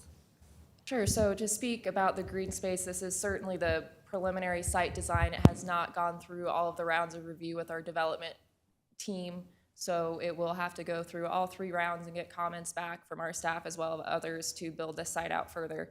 This is just preliminary to help you visualize the initial plan. And then Mr. Scott McFadden can certainly speak about the specifics for the affordability he's planning for his project. And will it be strictly housing or a mix of housing and commercial retail? To my understanding, Mr. McFadden, it will be primarily residential with some community use on ground floor space. With some what? Community use on ground floor space. But again, the applicant will certainly be the expert for that Okay, use. I will ask the applicant these questions. Councilmember Douglas. Thank you, Mayor Huisman. Thank you for the presentation, Jenna. So does this money come up annually? It does, yes, ma'am. So we receive an annual allocation from the state. And then we have to use that list of criteria, and I'm happy to put it back on the screen, and we work with the different developers in the community. If they have a qualified project and an identified funding gap, then that money can be allocated to them. In the past, we haven't had quality projects, and that money has been given back to CHAFA that was then used in areas outside of Commerce City. So if the council came up with a project that they'd like to pursue, and we could find a developer, it could work that way as well?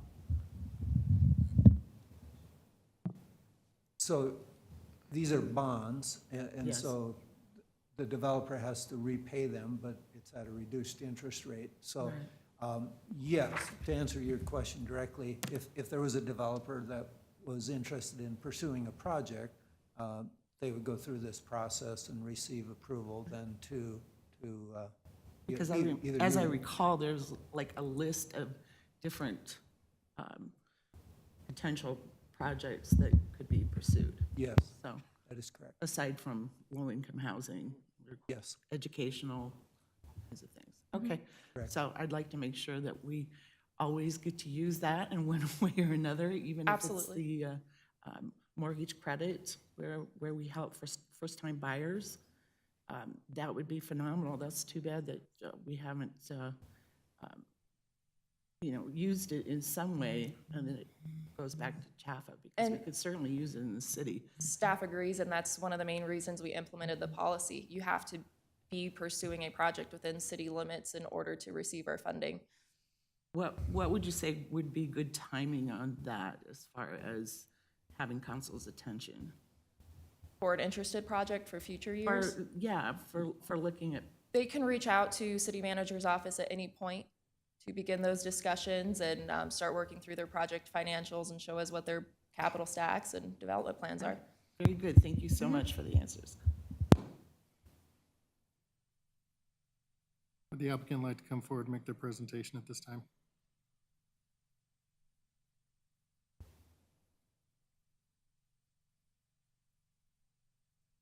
Members of the council, my name is Scott McFadden. I'm the principal of Prospect, which is a small development firm based in Denver. I have been developing residential communities in the Front Range and other western states for over 25 years. We are experts, even though we're a small company, in all types of multifamily, including affordable housing, luxury for rent, for sale townhomes. We generally try and find sites that are appealing to our priorities, which are infill sites with transit access and with a strong defendable business plan and demand. We were very excited to find this site last summer when it came up for sale. I understand it previously had been proposed as an industrial use, and we found that the access to transit made it a very unique opportunity to build transit-oriented development and residential in this location. Is this a clicker for the presentation? You can just say next slide and I'll move it for you, Scott. Next slide, Jenna, please. So once again, I've been developing in Denver for 25 years, have developed primarily in infill locations, primarily on transit locations. Generally, I've tried to get in the path of growth of sites to get ahead of what has always been in Denver, a very fast development cycle. Notable projects that I've done include the first transit-oriented development at Lexington City Center over 20 years ago. Block 32, which was the first multifamily residential project in Rhino about 15 years ago before that area exploded. And that helped catalyze really a lot of things that went on in that neighborhood over the past decade. And then a large project in the Prospect neighborhood called Sky 2905, which won a national award for the best multifamily project in 2009. Current project we're doing is very similar to what we're proposing here. It's called Fields on 15th. It is an 88-unit affordable project in the city of Longmont in an infill location in a mature neighborhood. Also targeted towards families. That is, that project has 1, 2, and 3, and 4 bedrooms, which is what we're proposing for the site at 7001 Colorado Boulevard. Next slide, please. I don't have a pointer, but it's very unusual. In fact, this is a unique situation to have a parcel of land that's available in Denver that is directly adjacent to a transit stop. Quite frankly, I was a bit surprised when this came across my desk last summer, in that generally these sites have been taken by speculation or just gobbled up with our development cycle very quickly. The landowner of the site has held it for about 20 years, generally use it for his business purposes, storing materials, storing machinery, and decided to sell when he moved his business to Broomfield a couple years ago. As you can see, access is primarily off of Colorado Boulevard, but we are, a 2-minute walk to the light rail stop, which is the appeal. That provides residents access to the primary employment center in Denver, 10 minutes away at Union Station. It also provides residents access to services, primarily grocery store, at 104th Avenue, 2 stops to the north. Next slide, please, Jenna. So Jenna, I think, had a more updated plan, but this is really just a density study to show what can go on the site. From the entitlement perspective, we submitted for annexation rezoning on January 31st. We've been through 1 round of comments and are preparing a second round of comments, or have submitted the second round of comments. The planning department and engineering department are preparing for their staff report due this Friday so that we can get to planning commission with annexation rezoning on May 3rd. That application, provided it's approved at planning commission, will be before you sometime in June. So once again, those are planning issues, those are entitlement issues. What we're talking about tonight are really the financing issues. And I'll talk a little bit about that. The primary point here is that this site, even though it's in Adams County currently, it's surrounded by the city of Commerce City. It has been included in the city of Commerce City's comp plan for over 15 years. And in 2013, the city did a station area master plan for this area, basically as a precursor for the station being developed in the late 2010s, that designated this site for high-density residential use. So we think that we're consistent with what the city has desired to see on this site. Next slide, please, Jenna. So the project, we are currently asking for zoning for R3, which is an existing city zone, and complying with that zone, complying with the city's design standards. It's a combination of 1, 2, and 3, and 4 bedroom units. We are targeting families with this development, as we feel that is the demographic that's most in need of this type of affordable housing. The affordable restrictions will be in place on this site for at least 30 years. Those are dictated by the private activity bond allocation with a regulatory agreement, as well as a land use restriction agreement that's associated with the low-income housing tax credits that come with the private activity bonds. The private activity bonds are just a piece of the financing. This project will, my premise is I develop, housing that is high quality. I develop housing as affordable that I believe is consistent with market rate standards. We will have a clubhouse, a fitness center, community amenities, places for children to play and recreate. I would tell you that most people cannot tell the difference between what I build as affordable housing and what market rate housing is built these days. I would welcome anybody to visit the site in Longmont to see what you would get, so to speak. We welcome a tour up there at any time. One of the things that has been discussed with various people, various stakeholders, is a place that the community, meaning that the neighborhood existing to the east, and the residents in this project can gather. That could take the form of a coffee shop, it could take the form of a bodega, it could take the form of just a room that allows people to rent out to have parties and such. And so we are committing to build that space, 1,000, 2,000 feet, with the programming of it to be determined. And I think that will be helpful for both the residents of our site as well as the residents of the existing neighborhood to the east. To that point as well, we did have our neighborhood meeting associated with the annexation rezoning last week. There were 120 letters mailed out, invitations for the meeting, and we had 7 people, I think 7 residents of the neighborhood participate.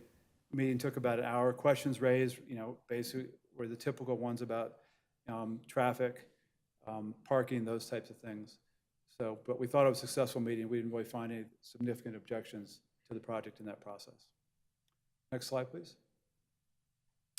So the affordable housing capitalization is complex. It's long and involved. It is herding cats.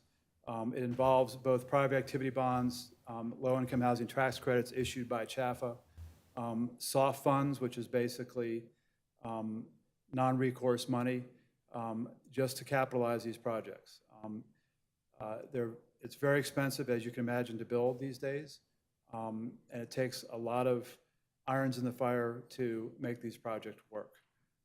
Where we are relative to the process, and Jenna has alluded to, other people we have to apply to, is should the city agree to allocate its funds to the project tonight, we have made application to the County of Adams for their private activity bond allocation, their 22 allocation. And as of last Friday, they had not received another inquiry or another application. And they're looking to close that process on April 29th.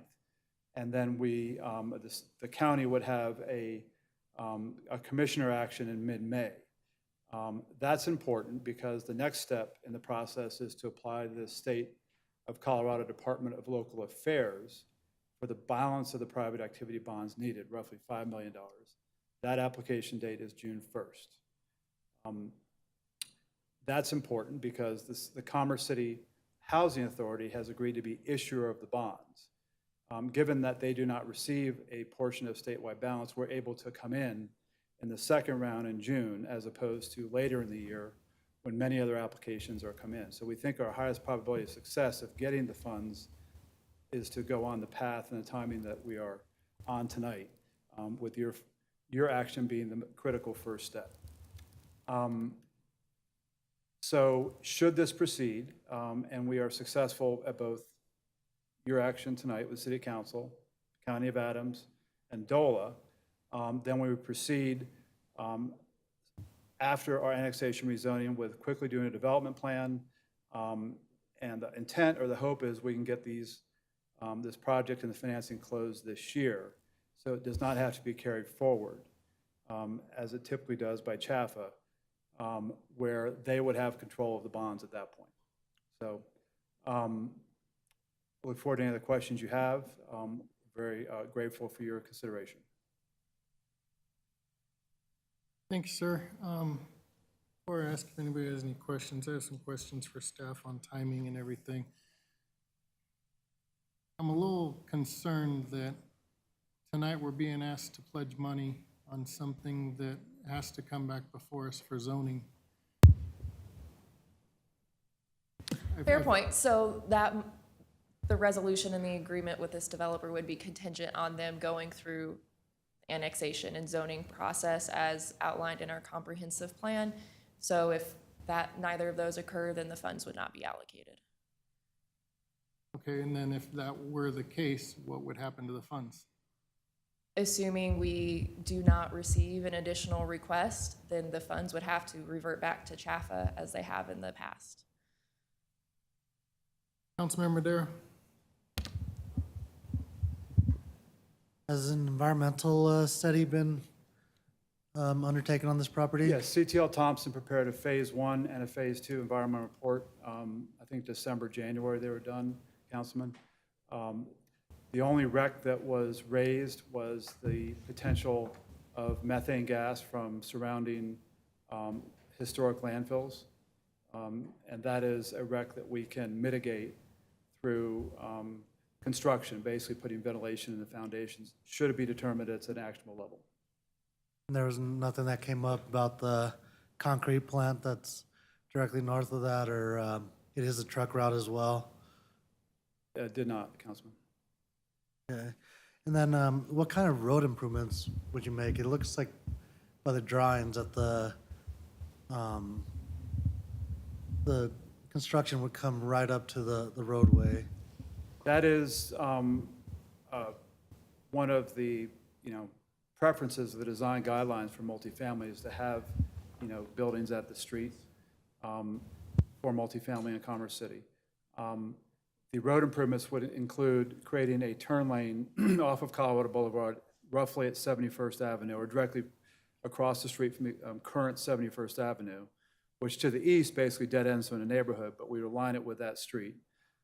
We would also be adding turn lanes both the north and south into the site. So there wouldn't be a turn lane at 70th, which is the main entrance to the light rail station? The traffic study that was prepared for the annexation rezoning did not warrant any improvements to 70th, no. Okay, just from the drawing, that kind of looked like the primary entrance,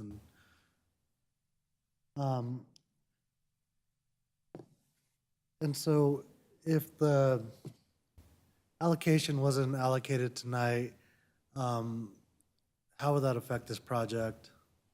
It'd probably be tabled or terminated.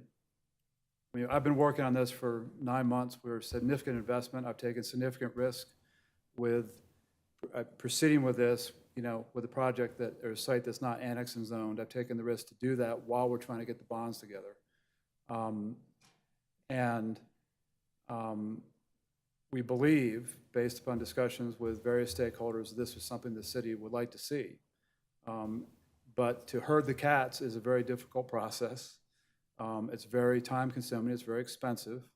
We've worked with the Commerce City Housing Authority to get their participation and their support, both by being a special limited partner in the owner, but as well as agreeing to issue the bonds. Just given the timing, councilperson, there's just too many things bad that can happen if we don't get the bonds tonight. We can't go to the county would not act on their allocation in May. We would not go to the state in June. And the probability, I believe, is good there to get the rest of the bond allocation needed. And then this project just goes on hold until the funds come together, which may be next year, may not. I believe this site is viable as a market rate project. Given its proximity to transit. So the ability to build it as an affordable housing project is finite. And, assuming everything goes to plan, what's the timeline for this project? The hope is, I shouldn't say hope, but the intent is to get the entitlement complete this year so we could start construction early in 23. It's roughly an 18-month construction process with initial occupancy somewhere around the 16th month. Very similar to what we're just completing in Longmont right now. So people would be living there in 2024. It's a pretty narrow property. Will it be able to park itself? It looked like the parking kind of looked like it was all on one side, directly adjacent to the Yes, building. I mean, that was one of the questions raised by the neighbors last week is how we would park. Roughly the parking would be 1.5 spaces per unit. The city code does allow for projects in, I believe it's a quarter mile or half mile of transit station to have parking down to 0.5 spaces per unit. But we believe that 1.5 is an appropriate amount. Based upon our experience in Longmont with a very similar project, we parked it similar there, and quite frankly, are overparked because a lot of people just don't have cars. So, we think that is a market rate that would be sufficient for this project. Even though the majority of the units are slated to be 4-bedroom? True, but even a 4-bedroom unit probably only has 1 or 2 adults. And those are set up for families with children. That isn't really the case in Commerce City. A lot of the times, just housing costs force people to live together and have roommates. And so that is a concern, because especially this area, people are parking on the sidewalks. So, if they're start parking in the neighborhoods, or, it'll most likely overfill into the RTD station, that could be an issue as well. But as I said, the affordable requirements on the property are both an income and a rent limit. And the income limit really limits the total income in the household. So you really couldn't have 4 people who were working even at minimum wage live in a 4-bedroom unit, because they would not qualify. They'd be over income to qualify to live in that unit. That's why it's typically in the 3- and 4-bedroom units, families, a single breadwinner, a double or 2-bedwinner, that qualifies under the income limit. And how would you ensure that that's the case? That's part of the land use restriction agreement that's associated with the low-income housing tax credits that are part of the financing of the project. Thank you. Councilmember Noble. Thank you very much. I'm curious what the outcome was of the technical advisory panel that Commerce City did with ULI. This was the very area that several of us on City Council participated in. It was to be, at least from the conversations we had, to be another town center. As I recall, there is multifamily going in next door to the 6-story building at the corner of 72nd and Colorado, across the street. There are many, many, many units going in there. And then you're making this entire area residential as well. I would be surprised if Urban Land Institute said that this was the best use of property at a transit station, that there would be a mix of property. And having participated in the comprehensive plan up to this point, I know that residents were talking about this area as a town center. So having it entirely focused on residential, to use all of that property for residential, is not the direction that the city, as far as I can tell from our conversations, was going. So to speak to that, so first and foremost, with the ULI TAP report, it actually doubled down on the existing station area master plan, the stamp plan, as envisioned with respect to the land uses. It even furthered in its documentation that affordable housing should be leveraged as a tool for creating catalytic opportunity for other types of development, it being retail, even higher market rate density, and other uses to follow in suit of.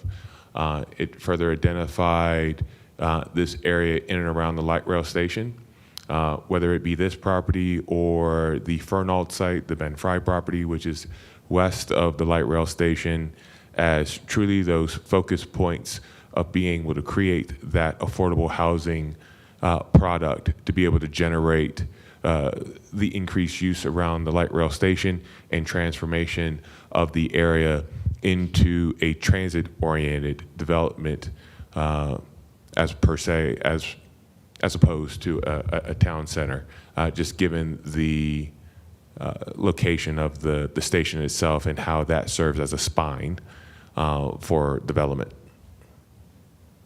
Transit-oriented development, though, is not exclusively residential. It also provides services for the residents in a transit-oriented development. There is no market in that area or any other kind of stores. There's no restaurants until you go over to 85.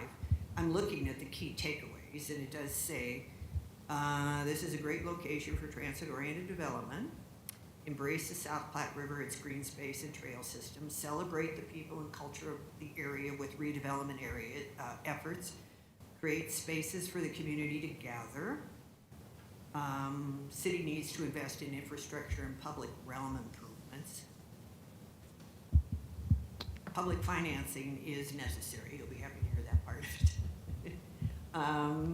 A need to increase pedestrian access and multimodal connectivity in the area. I'm just a little concerned. I think I expressed that earlier to our staff, that I was a little concerned that it's strictly residential. And I'm very familiar with the area because my husband happened to be part of that 6-story building. He had a subsidiary, if you will, in that building. So I've been over there quite a bit, and I know that area. Have you ever done any kind of mixed use that includes retail in any of the projects that you showed here? I have, numerous times. Alexa Broadway Station was a project built in 2007. The master plan for the Gates redevelopment, in which was located, required retail to be built on the ground floor, and it sat vacant for about 10 years. I did a similar project in the mixed-use project around the First Bank Center in Brimfield, where that master plan also required retail on the ground floor. That project was sold, and the subsequent owner converted that back to residential space when it wasn't used. Excuse me, sir. My mantra is that there's only one thing worse than not having retail, and that's having retail that's empty. And I just don't know if this site would allow retail to be successful in the future. Well, I worry about residents not having access to services. I think residents not having access to services is also bad. So that's a problem as well. How do we balance that? One moment. When the whole amount is going to you? Sorry to interrupt. Ma'am, in the front row, could you do me a favor and flatten your phone so the reflection isn't hitting us up on the dais? Thank you so much. Please continue. Go ahead. Mr. McFadden, did you have a response to her? I'm sorry, I was distracted, but mixed use is great when there's a demand for the uses. As I said, I've built ground floor retail in various locations, and if there's not a demand for the retail, it's vacant, which I think is worse than not building it. And we have, once again, I've committed to construct a neighborhood gathering space, which I think serves a lot of the functions that you were discussing as part of that ULI plan.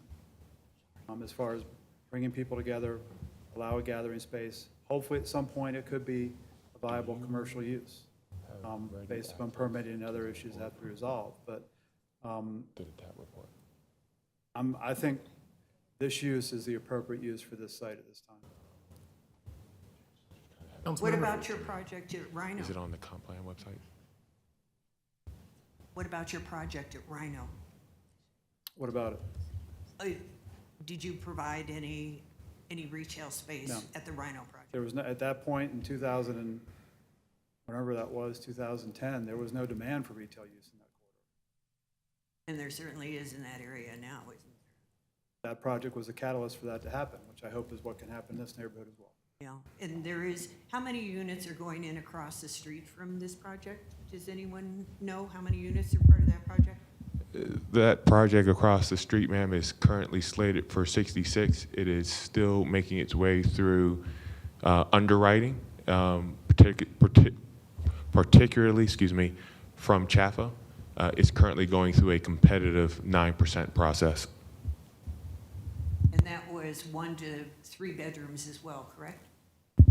Off the top of my head, ma'am, I can't remember the unit makeup, but that sounds within the ballpark. It was. It was, okay, and it was 60 units? 66, ma'am. 66, and how many units are you looking at?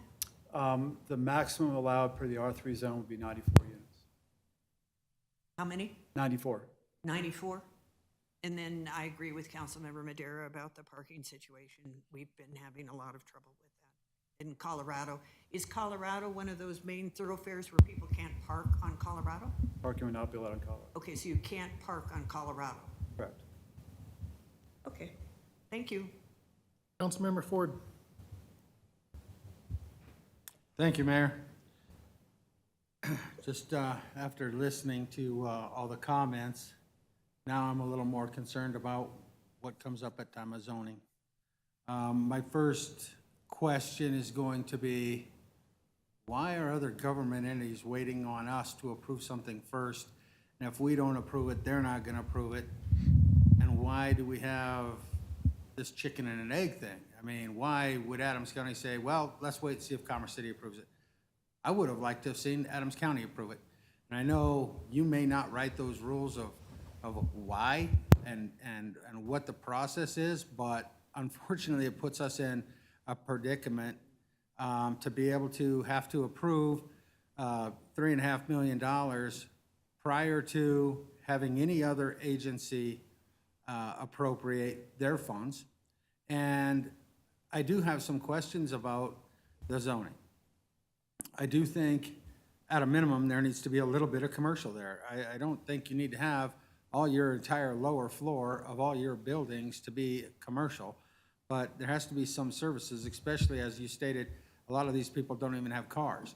They have to have access to some services, and whether that's a coffee shop, a laundry facility, some type of small market. Parking also concerns me, and I want to elaborate a little bit on what Mr. Madera had commented on. And it's a concern because we've had problems in the past. You know, it may be written in to your land lease or whatever process you have.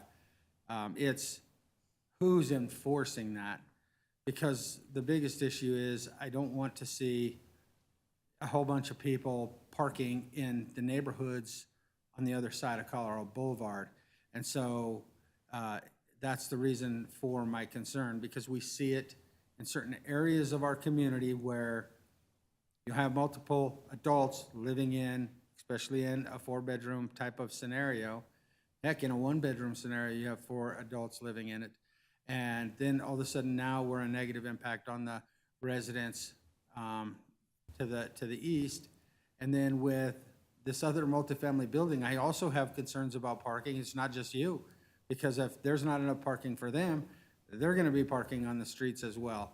And in the past, we have had a parking issue because of that scenario. And I don't know if it's just demographics, what it is that causes that scenario within our community, but it has been a problem. I think from a zoning perspective, one of the biggest issues that I see is that the O'Brien Canal that's right adjacent to the property. And if these are family units, I don't know what your plan is to be able to keep it safe from kids falling into the drink, because that's the last thing I'd like to see happen. And the difference between the Platte River and the O'Brien Canal, the sides are straight up and down, and there's not an easy way for especially someone small to get out. So safety around that waterway is a concern of mine as well. I am supportive of the development, don't get me wrong. I want to see some good affordable housing in that area. I want to see it done right. And we look at all this stuff along the rail system, the transit-oriented development, and we see some of the stuff that Westminster is doing that is above and beyond what I think anybody else is doing, especially from a commercial angle. And maybe they're taking a higher risk because, like you said, the only thing worse than commercial is empty commercial, and I get that. You know, I just want to make sure our staff can let this council, let this body understand what our authority will be come time of zoning and come time of annexation, so that we're not we don't feel like we're on the hook, or we've forced Adams County or the state to be on the hook as well if we as a body are not happy with the overall development plan when it comes before us at that time. Not that I'm against the plan, and I don't have a problem even saying that I would be supportive of doing the $3.5 million, but I want to make sure that we're all on the same page of what we can and can't do, because I don't want anybody to feel like we are tied to the ankle on this project if we don't like the scenario of no commercial, not enough parking, a ditch, safety issues. I want to know that I have, and the whole council has the ability to make some amendments to how this thing gets built out without tying ourselves down for all these months. If I may, Councilmember Ford, to your very first question with respect to Chicken and egg? chicken and the egg with Adams County, thank you for that, with wanting them to have some skin in the game, I would say, given that the proposed development would ultimately have to be annexed in the city to develop, the county, and rightly so, is wanting to make sure that the city is willing to have some skin in the game in support of affordable housing measure that is in keeping with our housing assessment and balanced housing solution strategy that we have, but ultimately as well as the STAMP plan and our comprehensive plan and the receipt of PABs that has obviously affordable housing as an identified use. I would say that the county came to us when this was brought forward very early on in the process about engaging and supporting so that they can then put their weight behind it. So once again, it's hard for, I would say, just in my professional opinion, that if I'm the county, I would be wanting to make sure that the city is willing to engage as much as we are in support of this effort, given that it ultimately would be within their bounds. As it relates to zoning, I think just for clarity purposes, what they have submitted is a straight zone application. They have not submitted a PUD. So there will not be an identified list of permitted uses, excuse me, conditional uses or uses not prohibited outside of what's already been identified within the Land Development Code. There will be no conceptual plan as it relates to the layout of the buildings because a straight zone application does not have that as a requirement. So the discussion in and around the development plan as it comes before you for annexation and rezone will be detached from the discussion. Now, there's ultimately other conditions you can place on the allocation as a test to ensure you have continued, I would say, communication, feedback, and/or opportunity to make adjustments. But you will not be able to do such with respect to the zoning because, once again, that zoning is, once again, coloring to what is allowed already from the comp plan and within the comp plan to the Land Development Code, not a modification thereof through a PUD. Thank you, Mr. Rogers. Part of my reason for my comments, because of this transit-oriented development, when we originally talked about, even before the tracks were set, before there was a development there, what I see is a spot for people to live and then hop on the train and go elsewhere for services. I honestly would like to have some of those services be within our community. I'm not opposed to East Lake and these other places having some of those services that they will benefit from the residents that live at our stop. But I think the rest of our community also deserves to have some services that are related to our transit-oriented development that happens around that station. And those are things that I'm going to be critical of at time of zoning and time of annexation.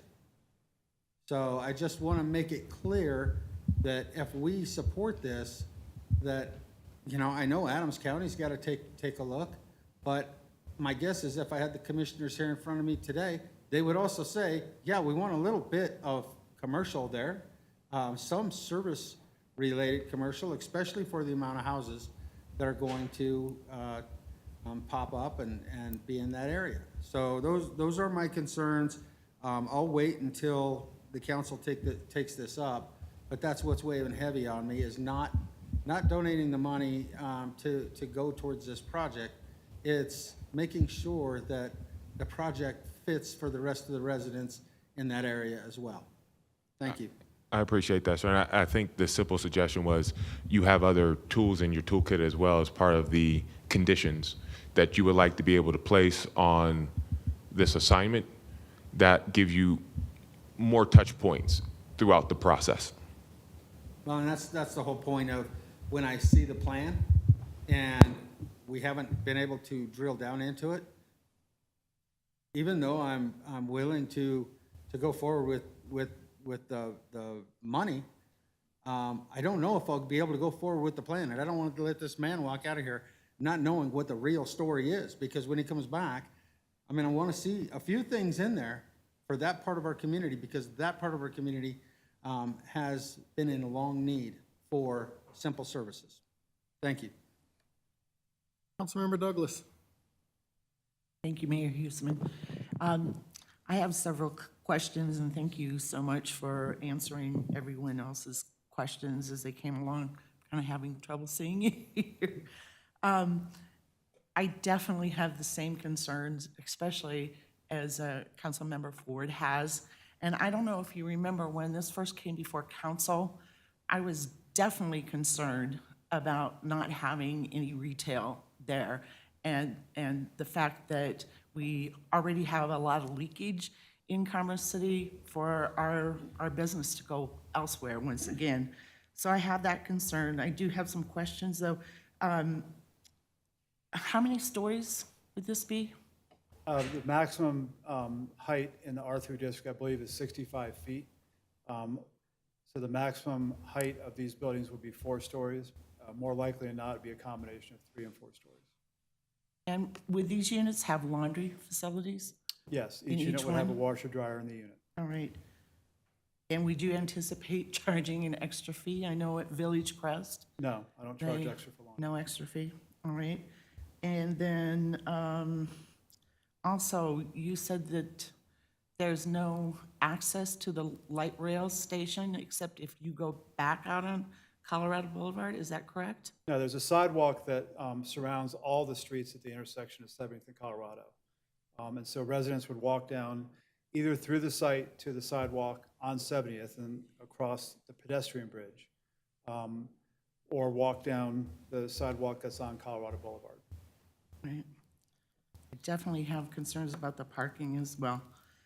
I think that's all of the questions that I had, so thank you very much. If I could just address, because parking is a recurring theme, and I understand that. It was part of the neighborhood comments last week. As part of the annexation rezoning application, we likely will do a parking management plan just to understand and quantify what the demand is so we can serve that properly.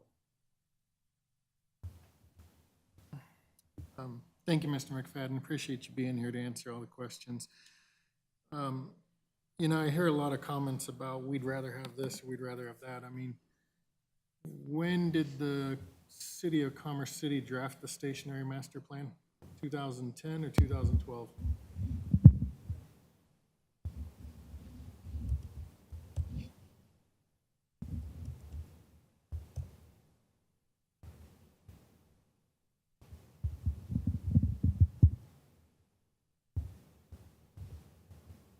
In the interest of time, let's just say 2013, sir. 2013, okay, almost, so 9 years ago, we drafted this stationary master plan to say, we're gonna have a commuter rail station. This is what we'd like to see outside it. And in those 9 years, one individual has come forward and stood in front of the city council and said, I'd like to purchase property and I'd like to start building part of what is in that vision. Nobody else has been here. We've known the light, or the commuter rail, excuse me, I don't want to upset RTD. We've known that commuter rail was going to be coming to our city in this location for the greater part of 15 years. It opened up almost 2 years ago, has had passengers going on it, and we still haven't had a single bit of construction take place in the area around that. And so here Mr. McFadden has come and said, here's a piece of property, I can develop this piece of property. I would like to make it affordable so that families in your community have a place to live with income restrictions to make it there. I think that's a great use of it, absolutely. And I hope I don't get in trouble for prejudging a land entitlement case that comes when I make these comments, but this is something that is needed. Now, we can talk about across the street, there's gonna be all these other houses and this and that. Great. I'm shocked that people are honestly in this opinion that, no, I'd rather stick out and wait for something other to come around other than housing that is attainable for residents of our community. We have a need, especially given the housing crisis that is going on in the metro area and in the state of Colorado as a whole, for projects just like this. It's an undisputed fact that we have a need for stuff like this. We have a need for projects that align with the ability of people to walk over to a commuter rail, jump on a train, and get to their job without having to jump in their car and fight traffic on I-76 and I-25 to get to that job. We have a need for this stuff. So I'm finding it a little bit incredulous that we are having such an in-depth conversation over whether or not this is the project that we should support. On top of the fact, it's the only project that has come and requested money from us. If there were other projects that were coming and requesting this use of this money, then maybe we could be sitting around and debating on the merits of one project over another, but this is it. This is all that has come. I think in that, my only concerns that I would have would be the ability to, as stated, prevent some of that leakage. And that is having that commercial component on the first floor. And I don't believe that that's anything different than what you and I discussed whenever we sat down and talked. I also have concerns whenever we say partnership with the Commerce City Housing Authority. And if that partnership only exists for the sole basis of tax purposes and does not exist for the purpose of the housing authority to be able to make sure that we as a community are providing for safe, clean, and well-maintained housing for our residents, then I would take issue with going forward with this. We've had too many instances of residents coming and saying the conditions that we are living in are not adequate, and your partner with the facility, and the answer is always, but we're such a minority state of partnership that we can't do anything about it.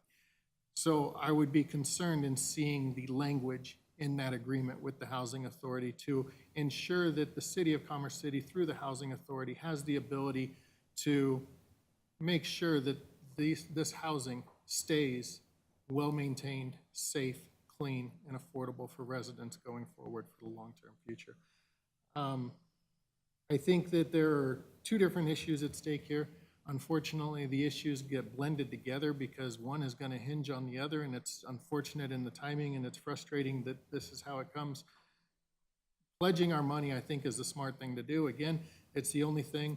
Pledging the money with the stipulation that it has to go through zoning. You've heard the concerns that the City Council has presented to you based on the zoning and based on what it is that you want to build. I would challenge you to come back through the application and entitlement process in a manner that is going to alleviate the concerns that have been presented to you so that we can continue. That is the opinion of one of 9. Yes, Mr. Tinklenberg. We had not answered a question of Mr. Madera, Councilmember Madera, earlier, and that was a question about the former Allsup school site. That property has not sold yet at this point, and so they are much further back.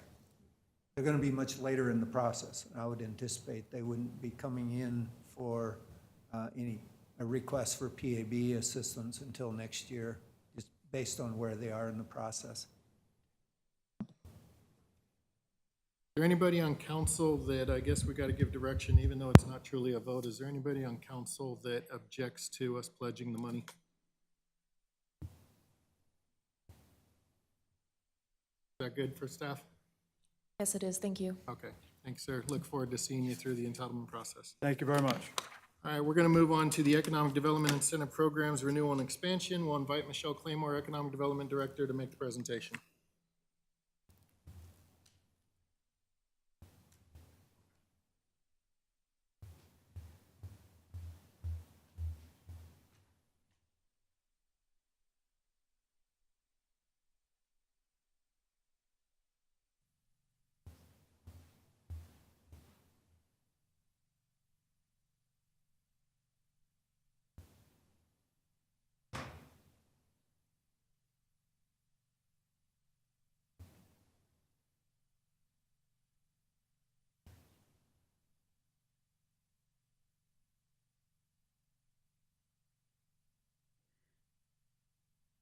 Good evening, Council. Should I go ahead? Nice to see everybody. Good evening. I know you've had a long night, so I'm going to run through this fairly quickly. We do not have resolutions attached to this. I'm really looking forward to tonight's discussion about each of these program ideas, and if there is council support for them, then we will come back in 2 weeks with resolutions for each of the different programs. So tonight, oops. So tonight we're looking at two new programs. One is actually an existing program that council put forward in 2019, and we'd like to expand the program and extend it because it does expire. And the second one is a program that we have the authority to do, but we do not have a program in place. And so the first one is the Commercial Permit Fee Waiver Program, and the second one is adopting a new lodging tax rebate program.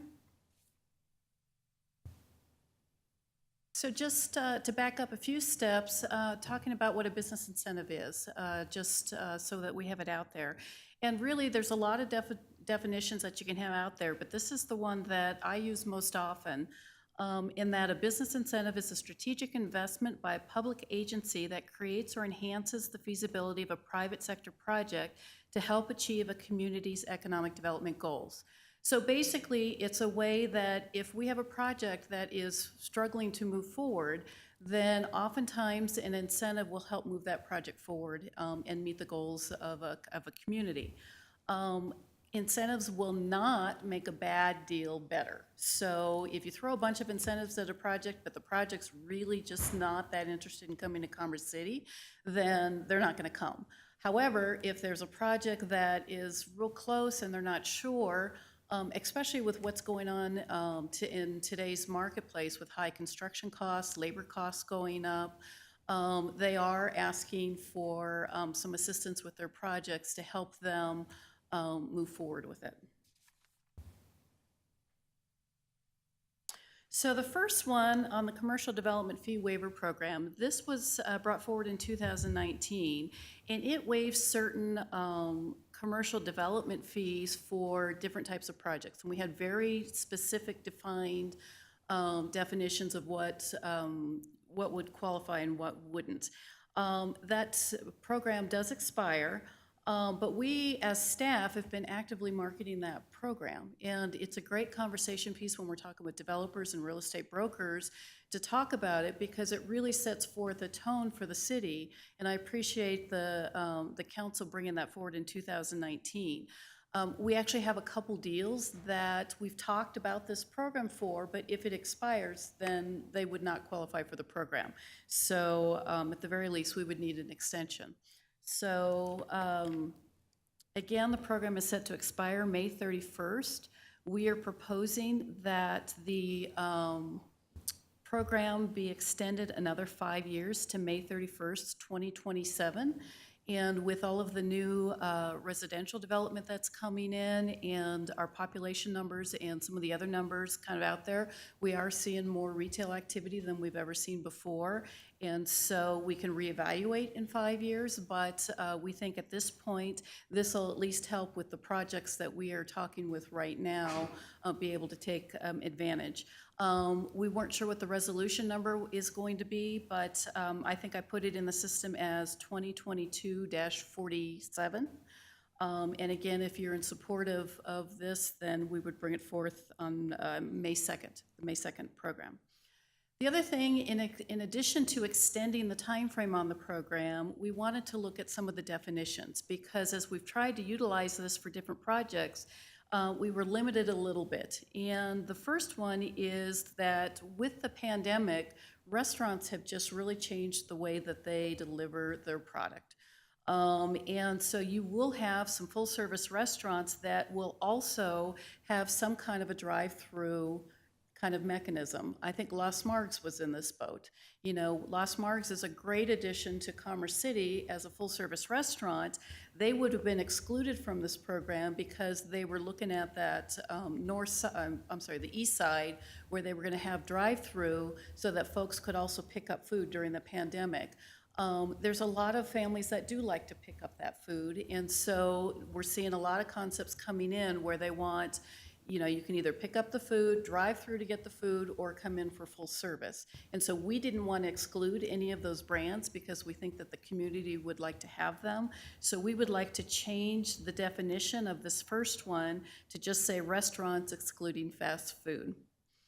And then the third one is just a clarification, since we're changing some of the zoning codes through the land development code update, that instead of visitor accommodations, we're going to call it lodging establishments or lodging extended stay. So that would be the only change to that. And then we would like to add hospitals and grocery stores to the program as qualified definitions for projects. So for this first one, does council have any questions or discussion regarding whether we should come back in a couple of weeks with a resolution to move it forward? Thank you, ma'am. Appreciate the presentation, the update. My question on excluding fast food, where does a QSR fall into this? It would not be in our definition of fast food. So our definition of fast food is McDonald's, Burger King. We've heard loud and clear that we have a lot of that type development in Commerce City, and so we would not recommend this program for that type of a development. But as far as projects like a Chipotle or the recommendations that we had from our retail consultant, we would like to consider that for this program, those type of developments that aren't already in the city. Okay. I guess my concern, so what is Shake Shack? Well, again, every deal is going to be case by case on most of our incentive projects. So, you know, if Shake Shack makes sense for a part of the city that we think will enhance the development and it's something that they're looking at, then this would be something that they could utilize, as well as some of the other programs that we have. So if we say no fast food, are they considered fast food? Are they considered QSR? How do we delineate what makes one business a fast food restaurant and another business a QSR restaurant? And then do we not blur the line whenever we start talking about the difference between a McDonald's and a Shake Shack? I think when we put this program in place in the beginning, council was very adamant that we not include fast food in the definition. What I'm hearing from you is that maybe we want to include fast food in the definition as far as the type of projects? I can't say I want to include fast food. What I'm saying is, how are we going to delineate between the type of fast food that may be looked down upon versus the type of fast food that may be considered a catch? I'm trying to understand what that delineation looks like, because I think what we found with the initial definition was we excluded categories that may have included the type of restaurant that people would be happy to have. And so here we sit again with trying to change the definition to be more inclusive and to be able to help your department in being able to go out and attract the kind of businesses we want, but without that clear idea of what falls under this and what doesn't fall under it. I'm just struggling with the language as it sits. And you know, most of our incentive projects or programs are a case-by-case. This was one that when council put it forward, they kind of put it out to the broad market. And so it becomes kind of a marketing icon or a marketing light saying, hey, we're open for business, look at us. I don't know that we have a great way of, if we're gonna keep that part of the program as open, that we have a great way other than staff saying that fast food with established brands such as McDonald's, Burger Kings, that we have a lot of in Commerce City, do not qualify for it. But on a case-by-case basis, let's look at some other brands that look similar to a fast food, but that we would consider it. And again, it's just the way that the incentive programs are, unless you want to add fast food. There is no other way to define it and be fair about it. So would that reiteration that you just presented, would that be the language in the ordinance coming back to us for approval? We can, yeah. My next question would be Wait, to... but Matt's given me a look. Exactly. My next question would be to Mr. Hayter on whether or not such language would be permissible. I would have concerns, and I think we'd have to do some pretty specific drafting to try to delineate between the QSRs and the fast foods to make sure that what you want to incentivize is actually going to be incentivized. But I'm confident we can do that without calling out name brands. Are there any other questions?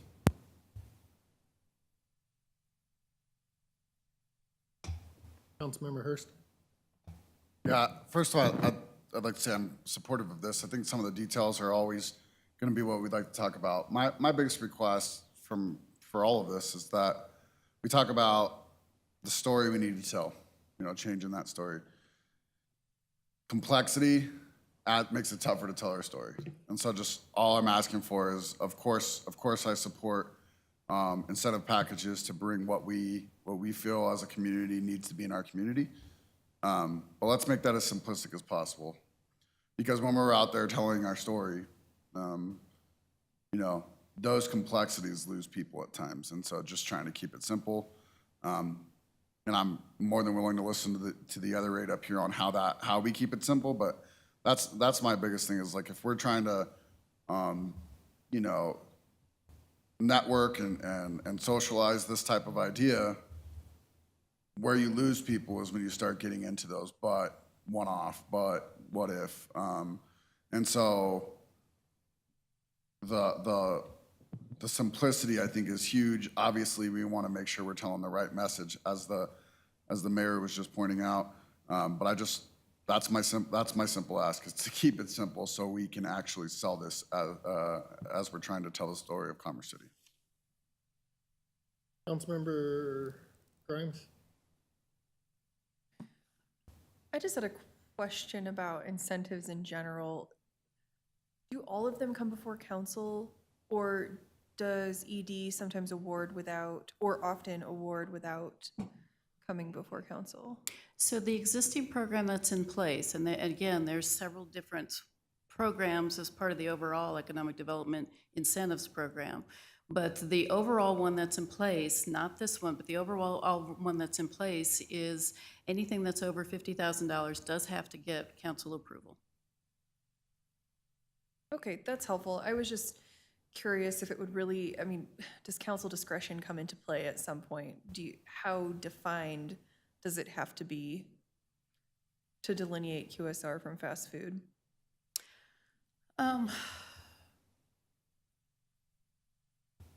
Again, going back to what Councilmember Hurst was talking about, it's more about, we have all of these programs that support commercial development. And so very rarely do we get into the discussion about this brand versus this brand versus this brand. Right now, we're just trying to say, hey, we want more commercial development coming into Commerce City. If the project does, or if the conversation does go anywhere, it's then, we really need some more full-service restaurants. We've had, conversations about this type, and this type. And so I don't know that it's that big. And it's go ahead, I'm sorry. That's okay. Are incentives discretionary by nature, or do they have to be awarded if someone applies? anyone can apply. And usually it's case by case. It's a little bit easier on the primary job side because you look at these big capital investment numbers, you look at employment numbers. On the commercial side, it's a little bit more harder to discern that. I again go just by based what I hear from council, and that's why we looked at the definitions that we did. You know, we want some more medical care facilities, so we wanted to add hospital. It was full service restaurants forever, so we put in that full service restaurant and we excluded the fast food. It does make it complicated now that COVID has changed the way that they operate, the businesses operate for drive-through, but we wouldn't go out of our way to market this program unless it was a brand or a project that was really something that fit in with what I'm hearing that council and the residents are desiring. Thank you. Did that answer your question? It does, thank you. Mayor Pro Tem. Thank you, Mayor. And thank you for the presentation, Michelle. I just had one question on slide 5 where it said, I was curious, what are the active projects that the program may affect? I don't know that I'm ready for public conversations about those projects yet. They're too early stage. I don't mean to be secretive about that, but we have a couple restaurants that are kind of scouting the 104th area. We've got one in the core city that's scouting, and then we've got a couple hotel projects that are scouting the Tower Road corridor. That's about the closest that I can talk about them. Okay, thank you. I'm really just stuck on this, trying to decide on fast food. And whenever we initially did this, we wanted to get that full service sit-down restaurant. But then I'm watching, some of the big players in the fast food market still avoid us and go to our neighbor. Greg up north still has a Freddy's and we don't. And Jan's got a In-N-Out, and Mike's got an In-N-Out, but we don't have one. And so I just feel like, let's just go for broke, and in my personal opinion, take the fast food restriction off it. And if you want to come open up a commercial business in our city, come open up a commercial business, and we'll, at this point, I feel like take what we can get. And I say that because we continue to lag behind, and we continue to watch all our neighbors get all the businesses that we would love to see here in our city. I mean, I continue to drive outside of our city on a regular basis. Went to get ice cream last night, and I drove to Aurora in order to get ice cream. It's just so my preference is we just do away with that requirement and just say, look, if it's a commercial, welcome to Commerce City. We'll do whatever we can to attract you at this point. That's my personal opinion, but Councilmember Douglas? Yes, thank you, Mayor Huseman. I disagree with you. I think there is a difference between what you're talking about, the Freddy's and not shake and bake, what is it? Shake Shack. You can tell how old I am from the shake and bake. But I don't think that falls into the fast food category. I just hate to think that we're just going to be known as this convenience store drive-through city if we just keep taking everything. So I think we can differentiate from it, and that's, I think that's easily taken care of myself. Because if you open those gates, that's what's going to happen. Mr. Rogers? Thank you, Mayor. So what I've heard, and I think what position we can take, I think we can be more prescriptive, more definitive in the classification of certain type of retail, certain type of restaurant uses, whether it's QSR, full service, sit down, keep ourselves detached from the discussion around brands, but we can look at other trigger mechanisms that may create a tiering system of something that looks like other factors that we can evaluate against, that we can balance against, and present that to you all as we bring the resolution forward. And that way, you'll have an opportunity to be able to pick and choose what you want to put in and out there as far as the actual definition once again, opening those doors, but being more targeted in other areas for support of the commercial growth. And what I would always say, there's nothing saying that you can't get back underneath the hood, whether it's 4 months, 6 months, 8 months after we've extended the program. And if we start to see traction, or if we start to hear that we're not gaining traction, we can always make adjustments accordingly. Any other comments? Is there more to your presentation, ma'am? Yes, there is, Mayor. Thank you. So the second part of the request is a new program looking at lodging tax rebate, and we don't have anything like this in Commerce City.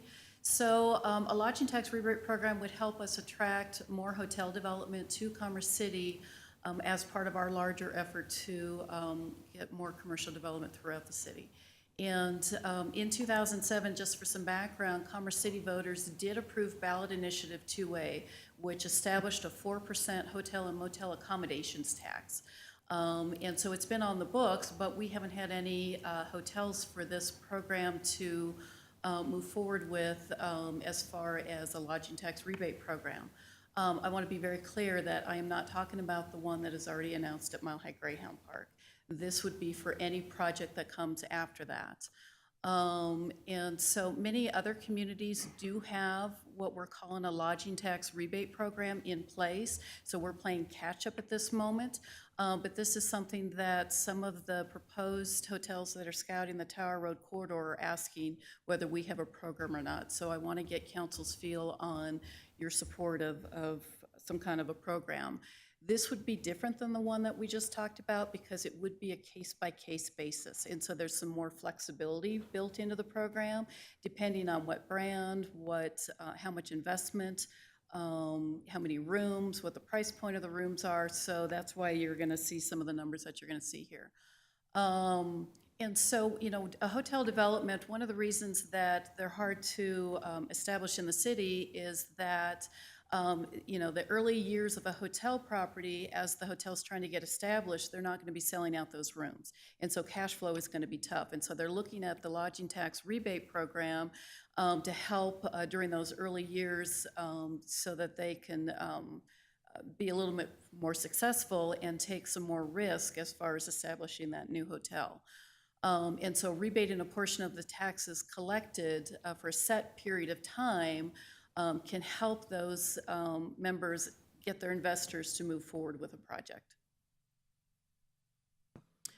So if this program is adopted, again, each project will be evaluated on a case-by-case basis. If the request, we'd like to do this similar to our other sales and use tax rebate program, and if the request is going to be for a value over $50,000, that we bring it to City Council for approval of that. If it's under than that we can do it administratively just for speed. So then we give the project their choice of which way they want to go. And we'd like the flexibility of offering up to 90% of that accommodation tax for a specified amount of time, not to exceed 20 years. And so a deal could look at, let's rebate 10% for 15 years, or it could be, let's rebate 50% for 5 years. Again, it all depends on what the pro forma for the hotel is, what our goals as a city are for where they are proposing it, and what type of development that they're proposing. And that's similar to how we look at the incentive program on the other side with our sales and use tax rebate program. Just to kind of further talk about the program itself, once an incentive agreement is put in place and there's that agreement between the city and the business, no rebate is paid until we make sure that the business is in good standing with the city. That means that they've paid all of their taxes owed, that there isn't any outstanding issue that outside of this program that we have a concern with. And so, again, if you're in support of this, we are looking at Resolution 22-48 that we can bring back to you in a couple weeks to establish this program, and then we can sell it and start looking at those hotel developments that are looking along Tower Road. So, discussions or questions along this program? Did I read that correct, that we would be willing to rebate them up to 90% of any taxes they paid us? Again, that's just built in for flexibility. Very rarely would we use that. As a rule of thumb, we try not to go over that 50%. The reason that we want to consider putting that in there is, you know, if there's another Gaylord-type project or something that's a really big project, you know, maybe it's 90% for 1 year as they get established. So again, it's just to provide that flexibility. It just depends on council and whether you're comfortable with that or not. Thank you. Mayor Pro Tem? Thank you. I had a few questions. Is the new hotel going up at the Greyhound Park getting the lodging tax rebate? They would not qualify for this because they've already made the decision to come to Commerce City. So they, if we extend the commercial fee waiver program, they would qualify for that, which we have talked about up to this point anyway, but they would not qualify for this program because they've already made the decision to locate. Okay, thank you. And then last question, did they get any other discounts from the city? I'm sorry? Did they get any other discounts from the city? The hotel project in Mahai? Yes. No, they did not. Okay, all right, thank you. Councilmember Noble? Thank you, Ms. Claymore. Couple of questions. One is that I'd really like to know what nearby jurisdictions do for lodging tax rebates, and particularly Adams County, because we have so much Adams County land within the borders of Commerce City. So what is Adams County offering to hotels in terms of the rebate before I would make a decision? And the other is, I'm not too sure about a 20-year rebate program, even up to that amount, because if the hotel's not successful, it's going to be discovered far earlier than that. Would seem 5 to 7 years might be reasonable, but 20 years is quite a long while, and we've had experience with 20-year rebates recently. Thank you. Councilmember Grimes? Thank you, Mayor. I'm in support of the program. Would be happy to see it come back before us. Thank you.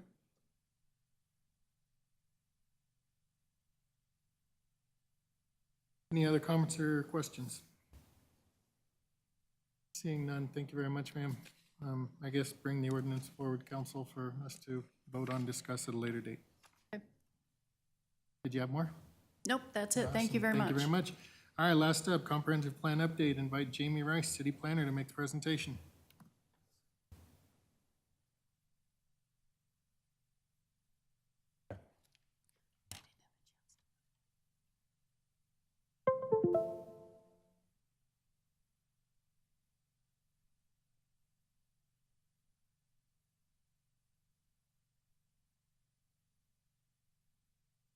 Good evening, Council. Jamie Rice, representing Planning Division. This is an update on the comprehensive plan. As of April, staff has been going out and receiving feedback on vision and core principle reviews. We did come to City Council to discuss that vision and core principles. Among other feedback, we have been reaching out to our technical advisory committees, our citizen advisory committees, as well as our staff working group on some key choice questions, which we will be bringing back to the City Council as well. We have began the corridor review, which has taken over the previously identified sub-areas. These are now looking at the corridors within the city that we've identified for extra review throughout the comprehensive plan. We do have a public workshop planned for April 28th, which is next Thursday, and that's going to be at Eagle Point Recreation Center. And at this workshop, we're going to be going to the general public for those key choices and the vision and core principle feedback. Up until this date, we've had some public engagement opportunities. We've been asking these key choice questions and some questions on the vision statement at our recreation centers. These are pictures from Bison Ridge. We were also at Eagle Point last week. Some of the next steps look like a joint Planning Commission and City Council study session on May 9th, which is where we're going to bring back the key choices and the vision and core principle feedback that we've received from all of our technical committees as well as from the general public. And we will be starting our public outreach for land use designations and starting that land use discussion. So we'll just be getting into the beginning of that. I will mention that along with the public workshop that is being advertised online, there's also a survey that is available to residents should they not be able to make that April 28th workshop. We will have that survey available for them online, and even if they can make it to the workshop, they're free to take that survey as well. That'll be covering those key choice questions, which are some higher level questions regarding the city's direction with the comprehensive plan. In addition, I will mention that we will be coming forward to the council to extend the terms of the Citizens Advisory Committee. We do not have that resolution yet, but that will be coming in the future sometime in May because those terms are up. We will also be looking at some reorganization potentially for the Citizens Advisory Committee. At this point, we are working with the consultants to understand the timeline for when our consecutive plans, the Economic Development Strategic Plan, the Parks, Recreation, and Golf Master Plan, and the Transportation Master Plan, to understand when those will be starting as well. This concludes my update. I'm available for any questions. Thank you, ma'am. Appreciate that presentation. Does anybody on council have any questions for Ms. Rice? Seeing none, thank you again for your time, for being with us this evening. Thank you. All right, we're going to move on to the consent agenda. The consent agenda includes items that are routine, procedural, informational, self-explanatory, and non-controversial. They are presented to council for a single motion and vote. Any member of council may ask to remove a specific item for further discussions and a separate vote. Tonight, there are 5 items listed under the consent agenda. Does anyone on council wish to remove an item off the consent agenda for further discussion? Councilmember Douglas. Yes, I would, please. I would like to remove Ordinance 2371 and Resolution 2022-44, please. All right, that's removing Resolution 2022-44 and Ordinance 2371. Does anybody else on council have an item they wish to remove off the consent agenda? Seeing none, I'm looking for a motion and a second to approve the consent agenda as modified. Councilmember Grimes. So moved. Councilmember Madera. Second. I have a motion and a second to approve the consent agenda as modified, which is removing Resolution 2022-44 and Ordinance 2371. Mr. Gibson, would you please read the titles and take a roll call vote? Minutes of the April 11th, 2022 special meeting. Ordinance 2368, an ordinance amending Section 1-3006 of the Commerce City Revised Municipal Code to correct a section named, define park ranger as a peace officer, and establish the authority of park rangers to enforce ordinance and rule violations relating to the use of Commerce City Park property. Ordinance 2382, an ordinance amending the 2022 budget of the City of Commerce City, Colorado by the recognition of the Colorado Department of Transportation grant in the amount of $5,000 for click it or ticket and the authorization of the expenditure thereof. Your vote is now open.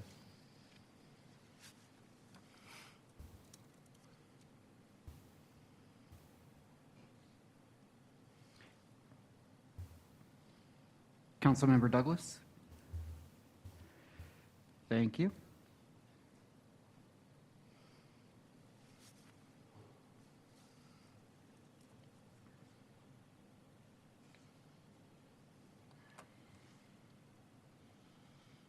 All right, consent agenda as modified passes 9-0 unanimously. Councilmember Douglas, you requested to remove Ordinance 2371 from the consent agenda. The floor is yours. Thank you. I found I think it's just a clerical error in a sentence, and it's the third paragraph down. It says, ensuring development pays its pay, be addressing its impacts. I don't know, is that what it's supposed to say? What does that mean? Ma'am, is this in the resolution or the ordinance? in the ordinance. Okay, thank you. It's the third whereas, and it's halfway through the paragraph. Which paragraph was it? It's the third whereas. So it's, Yeah, that should say pay its way. So Pay that- its way? So that's a Scrivener's error that we would Okay. have the, all right, and then should have- it be addressing or by addressing?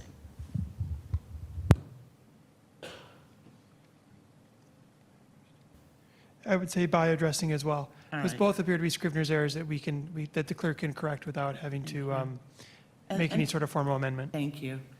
And then the other concern that I have is that I am very much in favor of addressing the issues with the land development code and bringing it to speed and the comp plan and all of that.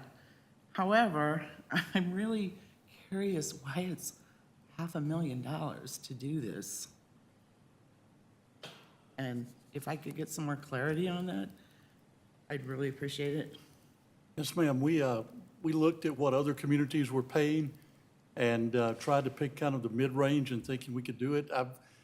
I've been involved in several comprehensive rewrites, and they unfortunately, because we want to do a lot of community engagement, they cost a lot of money to get the assistance that you need. So I'm hoping that we can not spend that much. I'm hoping that, the proposals come in for less than that, but we wanted to have enough to be able to pay for what we need, because we hadn't done this in 12 years, and it's woefully out of date in a lot of areas, and we need to do a lot of work on it. So the comp plan is already being rewritten, correct? Yes, ma'am. The comp plan is already budgeted and in process. Uh-huh. This is just for the land development code. Oh, okay, all right. I heard you say comp plan, so. I'm sorry. So if it's less than that, you're just making sure that you have enough money for it, is Yes, that ma'am. correct? Right. Okay, If it was to come in at 300,000, then that money could be, when we're done, returned to the budget. awesome. Thank you so much, I appreciate it. Okay? Yeah, I'm looking for a motion and a second to approve on second and final reading ordinance 2371. Councilmember Grimes? So moved. Councilmember Hurst? Second. I have a motion and a second to approve on second and final reading ordinance 2371. Is there any discussion? Seeing no request for discussion, will the clerk please read the title and take a roll call vote? Ordinance 2371, an ordinance amending the 2022 budget of the City of Commerce City, Colorado by transferring $500,000 for the unencumbered fund balance in the general fund to the Capital Improvements and Preservation Plan Fund, CIPP, for costs associated with the Land Development Code, LDC, update project and authorization of the expenditure thereof. Your vote is open. Councilmember Hurst? Thank you.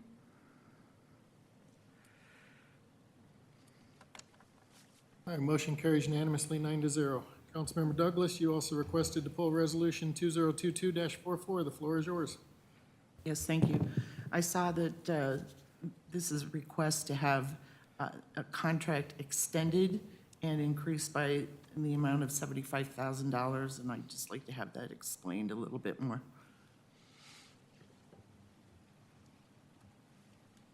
Yes, ma'am. Glad to do so.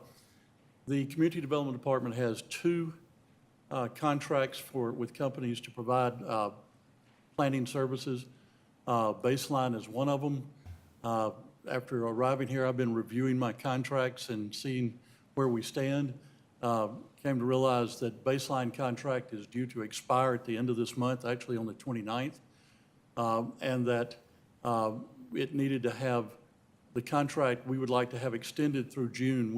We intend to eliminate the contracts moving forward and come to you and ask for FTEs, because it's so much less expensive to hire our own planners than it is to have the contracts. Plus, we get them 40 hours a week instead of part-time. But we also need to extend the amount of the contract. We don't need any more in the budget, but there was a cap of $250,000 total on the contract, and we've exceeded that, and we will need to. We're going to manage the amount going forward to through, if we go through June, to minimize the hours. We need to extend it because the planner is working on two pretty substantial, complex projects. We want to keep that planner on the job until, if we can, until those are finalized. Thank you so much. Yes, ma'am. I appreciate your excellent work.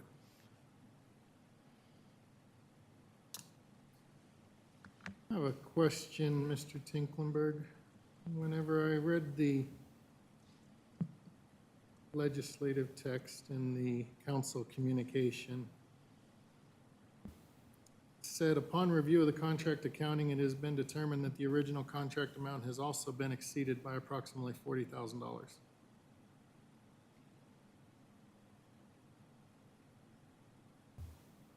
My question to you as the city manager, how is it that a contract exceeded the authorization by $40,000?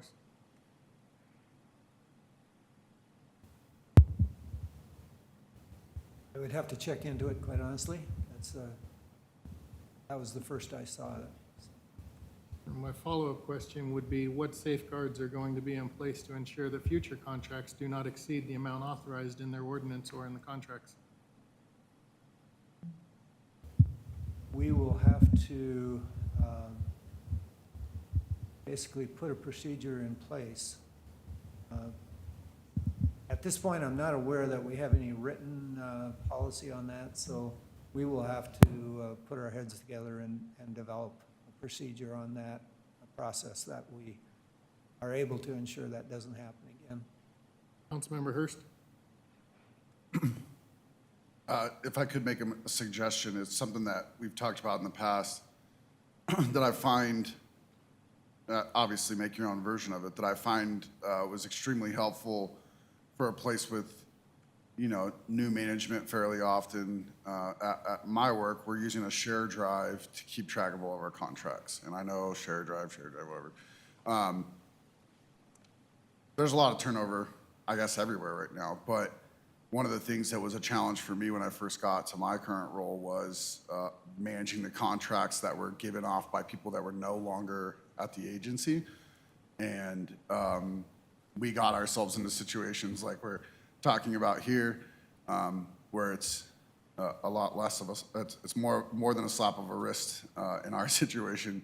And so that's how we started to keep track of them. Therefore, if I leave, what does stay beyond me is the knowledge that I put into that spreadsheet, if you will, that gives context beyond just the contract and who owns it and when it's going to expire and when that renewal or any action that needs to be taken on that contract comes up, and it's attached to a calendar.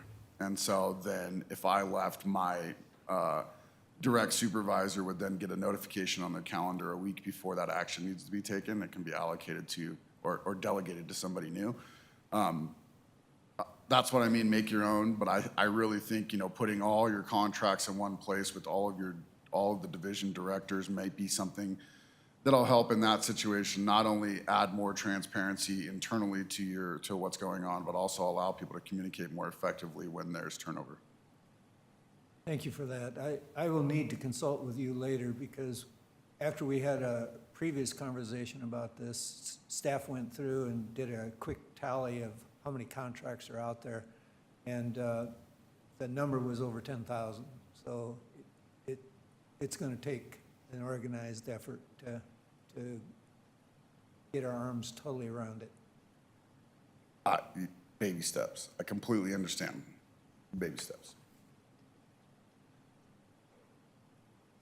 Thank you, Councilmember Hurst. I appreciate those comments. I think what's disappointing to me is that we've had this conversation in the past, but once again, we're in this situation where we're having to go back and vote to approve funds that have, for all intents and purposes, already been spent.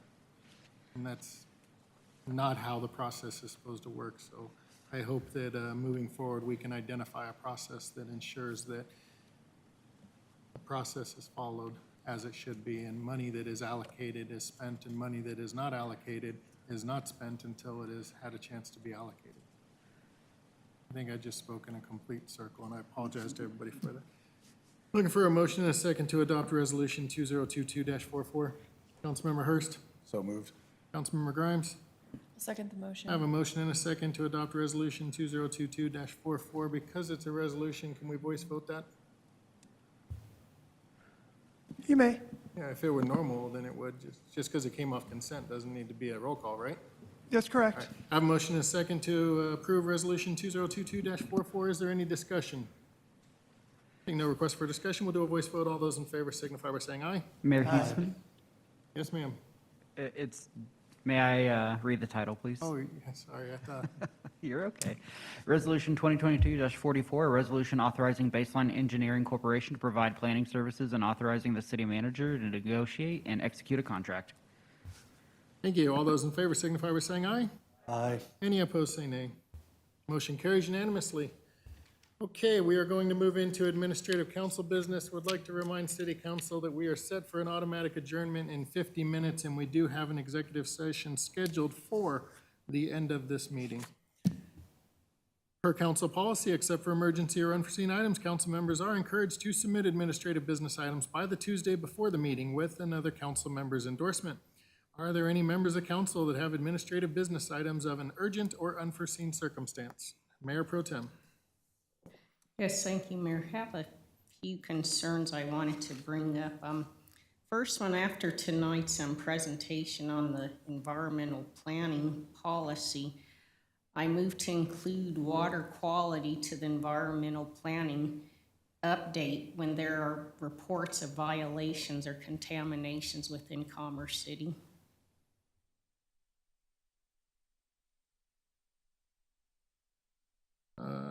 Apologize, can you please repeat that for me? I wanted to include since the environmental planning update, I want that to include water quality in the report when there are violations of contamination within Commerce City. Thank you. I have a motion to include water quality if there are violations of contamination within Commerce City in the monthly oil and gas and environmental update. Is there a second? Councilmember Hurst. Second. I have a motion and a second to include water quality in that report. Is there any discussion? Councilmember Noble. I only raised my hand a second. Thank you. Councilmember Madera. I'd like to clear some clarity on what exactly we mean by water quality, because, there's a lot of things that are outside of our jurisdiction when it comes to water quality. So what exactly are we looking to include in the report? When there's any violations that affect Commerce City, period, around the surrounding Commerce City boundary areas. What do you mean by violation? Because, so there's no current PFAS or PFOS regulation. No, So if we're there talking is about, reported violations from Suncor, from what I understand, or even not just Suncor, but any of those surrounding businesses, if they're violating, reported any violations where they polluted any of those surrounding waters on the South Platte water, I would like to see that included in our reports. I guess for me, I would like to see this come back, notify it as administrative council business and clarify, what it is exactly that we're looking for, because I guess it's too ambiguous for me to know what I'm actually voting on. So I would like this, to come back, because this doesn't seem like an emergency. Well, to me, it is an emergency, and I'd like to keep my motion as stated, because I'd like to know what is affecting the residents, and I'd like to keep my motion as it is. Councilmember Grimes. Thank you, Mayor. I agree with Councilmember Madera. I think this could be brought in noticed business at the next regular city council meeting and still be incorporated ahead of the next update. I would also like additional clarity on what specific metrics would be reported. So I won't be supporting the motion. Is there any other discussion? Councilmember Hurst. I'm definitely not speaking for Councilmember Alan Thomas, but, sorry, Mayor Pro Tem Alan Thomas, my fault. But I think, at least the way I understood the motion was that it was pretty simple. We don't have water, a water treatment plant that we run. We don't have, you know, people out there testing the water on our own. But quite honestly, that was kind of where my comment was earlier, is that we have relationships with both the EPA, CDPHE, those are kind of one, and then South Adams County Water and Sanitation. If things rise to a level where it's, you know, they're reporting out to the public, that's obviously going to get into the news. That's something that not only I think we should know about, but if it's significant, we should have a presentation on. And I don't think that moves away from what we've done in the past. Even the list that Mayor Pro Tem Alan Thomas read out earlier as the facts of what she was discussing, there might have been, you know, 4 or 5 that she called out, but they were, you know, a couple years apart, even in the discussion. So I don't think this is going to be an every month frequent event. Hopefully not, obviously. But I think, you know, if it's within the borders of Commerce City and it's being reported as a contamination, then we should absolutely know about it. To comment on Councilmember Madera, I agree with that too. Like, not everything is in violation, because not everything is a permit violation, because it wasn't. You know, if you spill your gas onto the ground and you don't clean it up, that's a stormwater prevention plan violation. So I'm not asking for that. But I do think when there are significant events reported by the major partner agencies that we have in this, then I think we should absolutely know, and if it's severe enough, have a full-on report on it. Councilmember Ford. Yes, I'm not wanting to deny Mayor Pro Tem of what her request is. If there's a spill or something goes into Sand Creek that is of health standards that we need to be notified of, great. But I could tell you, every single discharge permit on the river within Commerce City, including Denver wastewater, South Adams wastewater, all of them, they have instances where they have a release, whether it's raw sewage going into the river or what have you, or whether it's the city and something going through our storm sewer system. So I think that it's being underplayed a little bit. It's going to be a lot of notification if we encapsulate all illegal discharges into that river. Any other discussion? Seeing no request for other discussion, the motion and the second is to have water quality issues reported as part of the monthly oil and gas and environmental policy update. All those in favor signify by saying aye. Aye. Any opposed, say nay. Hey, Councilmember Davis, did I get a vote from you? Verbal, yes or no? No, okay. Motion carries 5-4.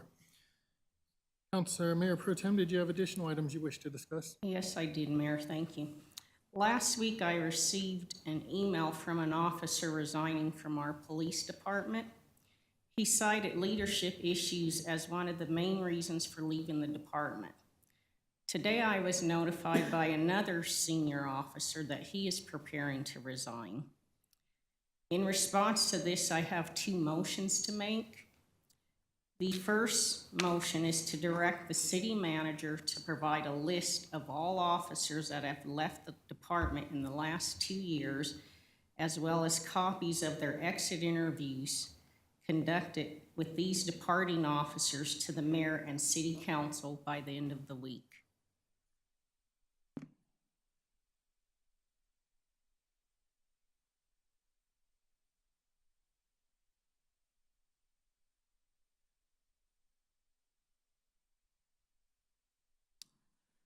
Mayor.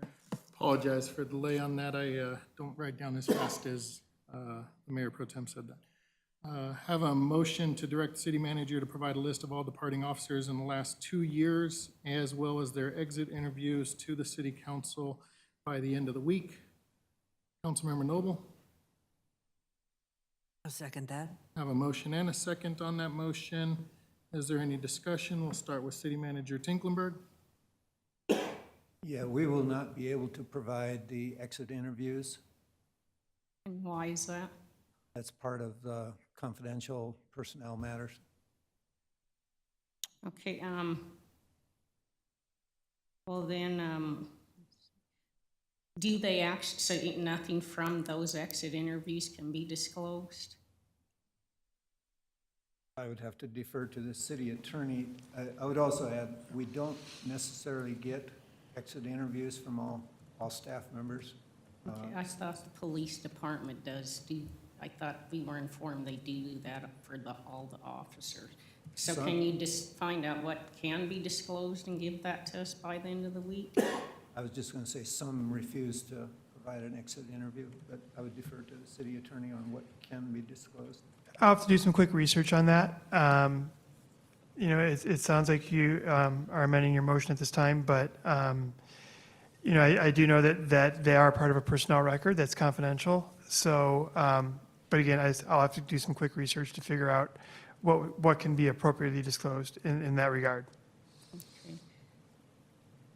Well, for now, then I guess once we get that information, can we get that tonight? Otherwise, I could have another motion I'd like to make in regarding that as well. Let me address the first motion. Does that mean you're pulling that motion back for the time being, awaiting additional information from the city attorney and the city manager's office? Correct, yes, thank you. Great. Councilmember Noble, Mayor Pro Tem pulled her motion back. Are you okay with that? Great. Okay, that motion is now off the table. Mayor Pro Tem, you have a second motion you wish to make? Yes, so the second motion, I would like to direct the city manager to hire a firm to do an independent employee survey. And I would like the employee survey to direct the city attorney to work with the chosen contractor to ensure that the questions are tailored for the purpose of assessing the city manager's performance as it relates to management of the police department, and provide the results of the survey prior to the July 1st, 2022 meeting. All right, I have a motion directing the city manager to hire a third-party firm to conduct an employee survey in coordination with the city manager's office to ensure that the questions are tailored towards assessing the city manager's performance in the management of the police department. Is there a second? Councilmember Noble. I'll second that. I have a motion and a second for that. Is there any discussion?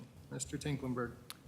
Point of clarification, I thought Mayor Pro Tem said in cooperation with the city attorney's office, but the mayor repeated it as in cooperation with the city manager's office. I apologize. I should have said in cooperation with the city attorney's office. Thank you for catching that.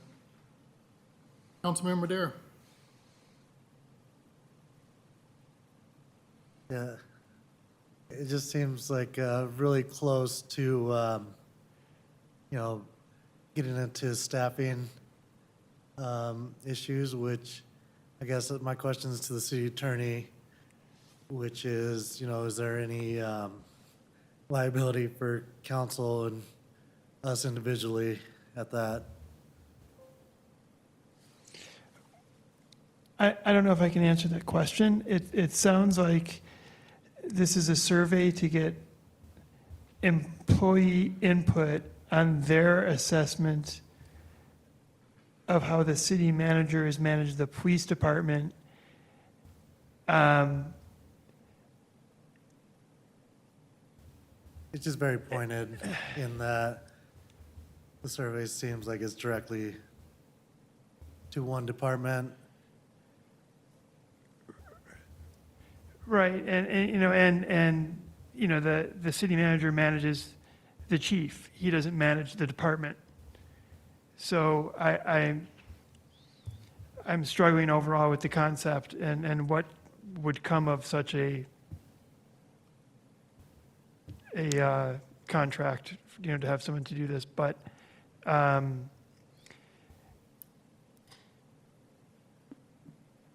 know, I think that overall council can it can use whatever, has a pretty big tool bag of what resources they can dip into to gain information in order to do your own performance reviews of your appointees. And I don't know that this would necessarily be outside the scope of that. I have concerns about the utility of it. But that's something I that, just don't want us to get into a situation like some of our neighboring communities that,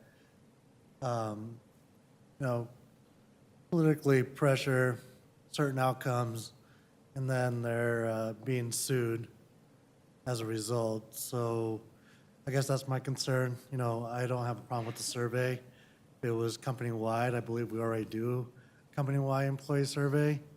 And there are questions about senior management and how their performance relates to the organization as a whole. And if it was something, similar to that, I wouldn't have a problem with it, but well, the annual employee survey is still available, I believe, on the webpage with all the comments from last year and the report, summary of that is all there. So no, that information is already available. This sounds somewhat redundant to that, but also focused in a way that could also be weaponized, I would say. So I have some concerns there for that. But I'm less, in terms of the role of council and whether you're asking whether council's getting out of their lane, I don't know that I would say that. I think your uncertainty is all that I need to know not to support this and open council up to unneeded liability.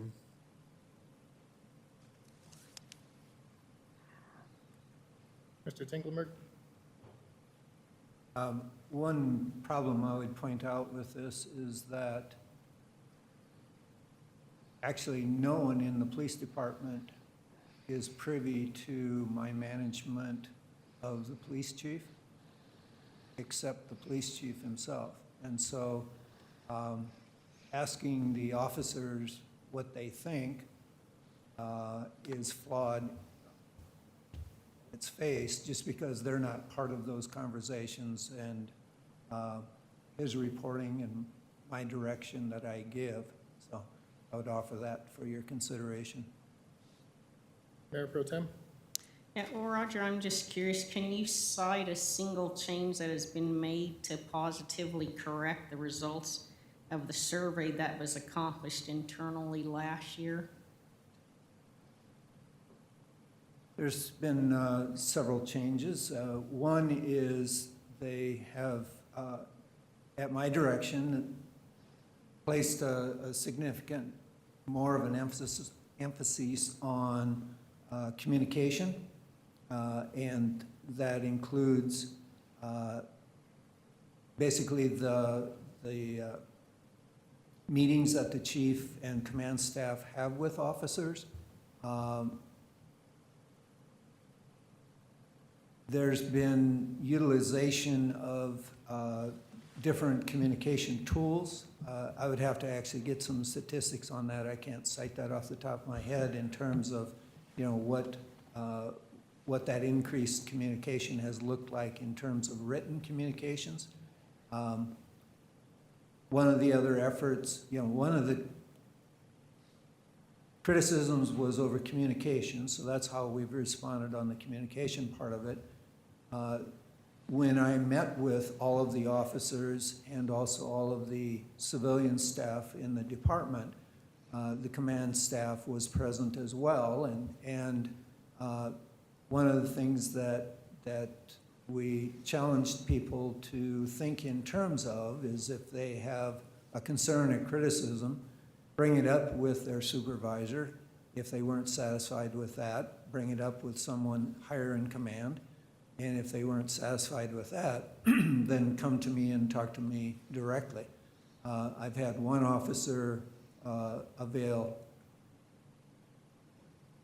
I'll say himself or herself, of that offer, and have the ability to communicate directly with me.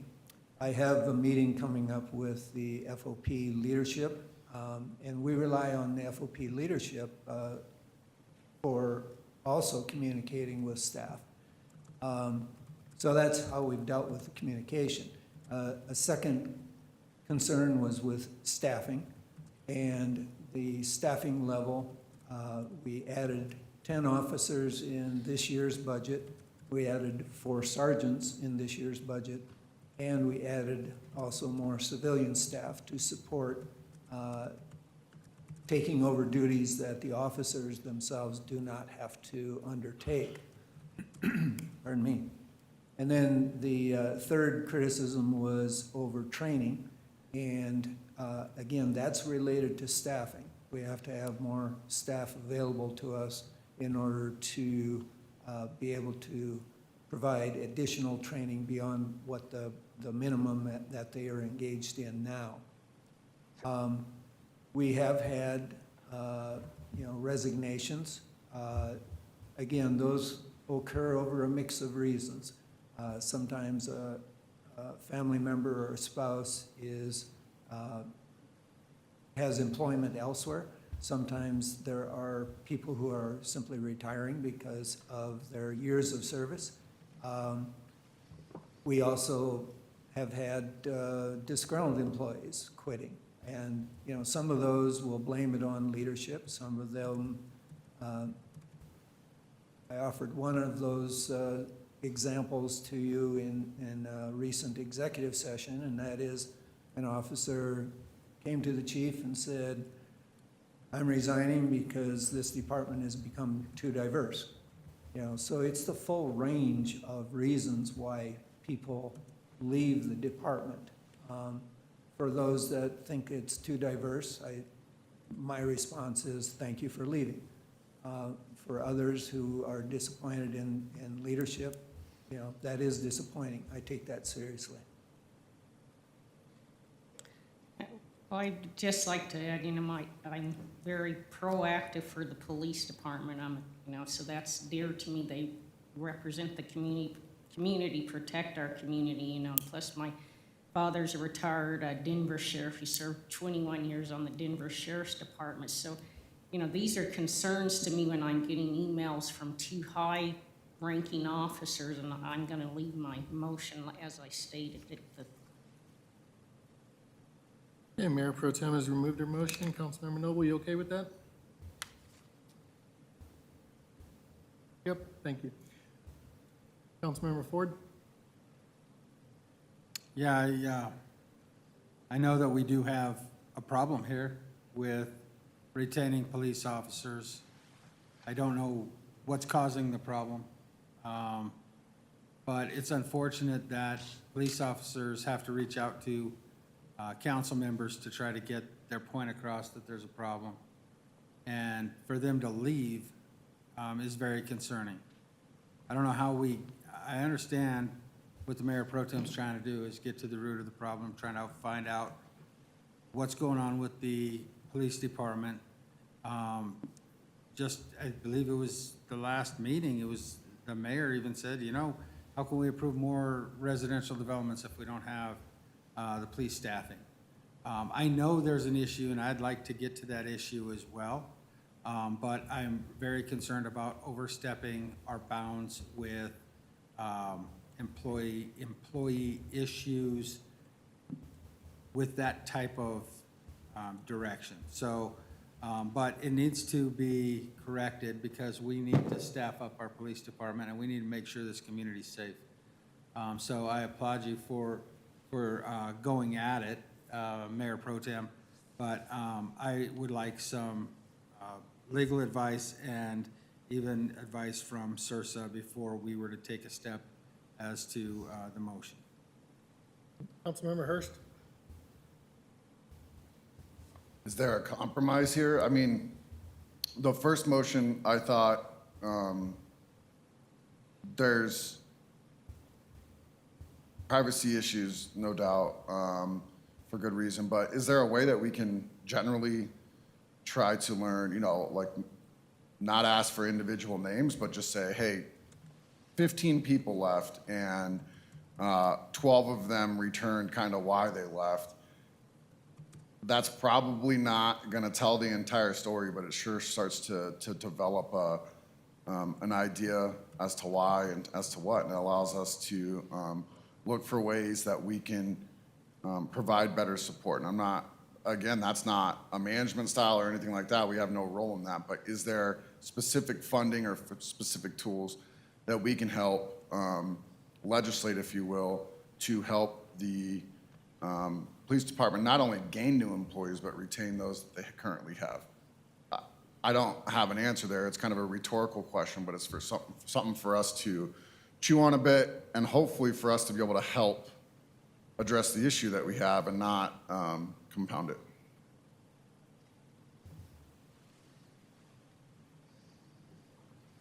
All right, does anybody else on council have any administrative council business?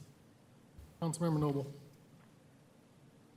There are challenges that we know that there are issues, and we, of course, don't have oversight of the police department. Only the city manager has oversight of the police department. So we're trying to resolve a situation over which we don't have a lot of control. That it would be difficult to ask for a survey of both the city manager and the police chief, because we're definitely not allowed to do that. But asking regarding the city manager is a way of finding out what is going on. Why are city council members or the mayor pro tem or the mayor or whomever receiving information from the police department? Why are our constituents complaining about issues as well? I think that we're still in a very challenging time here, and we as city council members who are duly elected and are responsible to our constituents are trying to find an answer to this ongoing problem. It has been, and it began before the issues in Utah. So I'm not sure what we can do.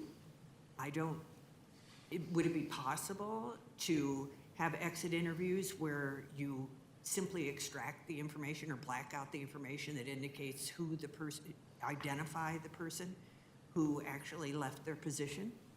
Or at the very least, tell us who's left. How many people have left, and what roles were they playing in the police department? I had heard from one myself who said that there was only one traffic officer left in Commerce City. That could certainly explain some of the issues regarding speeding or ticketing or that kind of stuff. I don't know whether that's necessarily true or not, but it is something that we should be concerned about. We're trying to resolve a problem. This was Mayor Pro Tem's attempt to resolve the problem, and that's why I seconded the motion, would support it.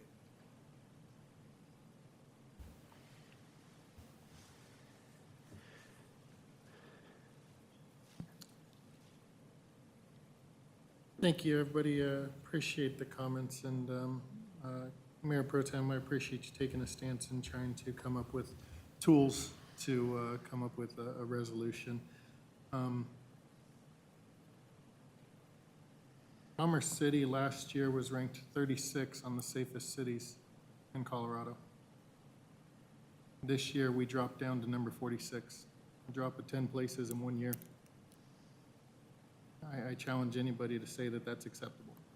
We can throw up crime is rising everywhere, but apparently it's rising faster in our own city than it is everywhere else, because we're dropping whenever it comes to safest city.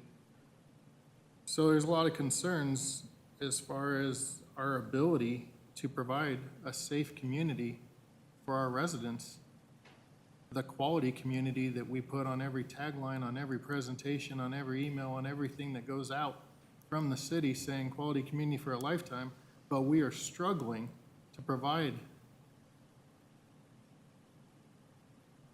we continue to hear, every single time we have been briefed about the police department, we hear more about people leaving. Another resignation, another resignation. If we're not hearing about it in those briefings, we're hearing about them personally, individually, when people contact us to say, I can't do it anymore. And they cite reasons. And it puts us in a very poor position because we don't have that oversight. That's not our role as a city council to be able to do that oversight. But our role is to manage 3 individuals. One of those individuals' role is to manage the day-to-day operations of the city and by extension, public safety in this community through the police department. We have a real problem. And we've been talking about this problem over and over and over, but we have never come up with a solution.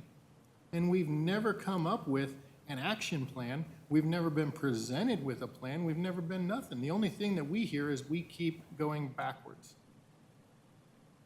And that's troubling.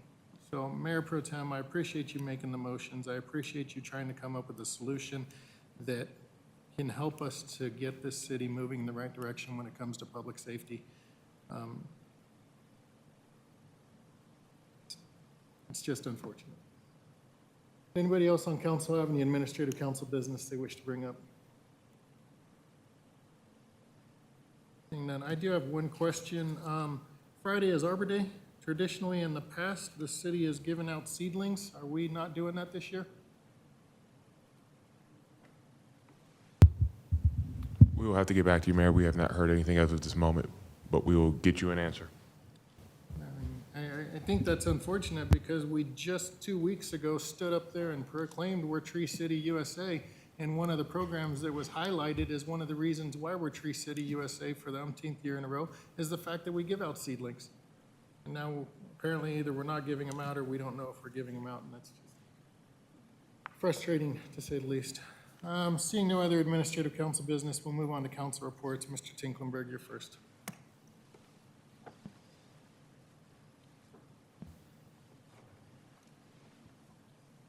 The municipal judge will be sworn in on May 2 at the city council meeting.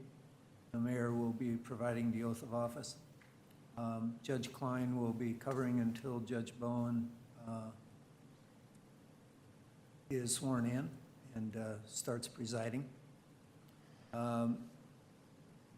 Community development, there are 177 active entitlement applications. So far this year, 329 residential permits have been issued year to date, and 11,506 building inspections have been conducted. The code enforcement has had 4,602 active cases, total cases, and they've achieved 83% compliance rate. And then the city was featured in Business View magazine in their latest edition.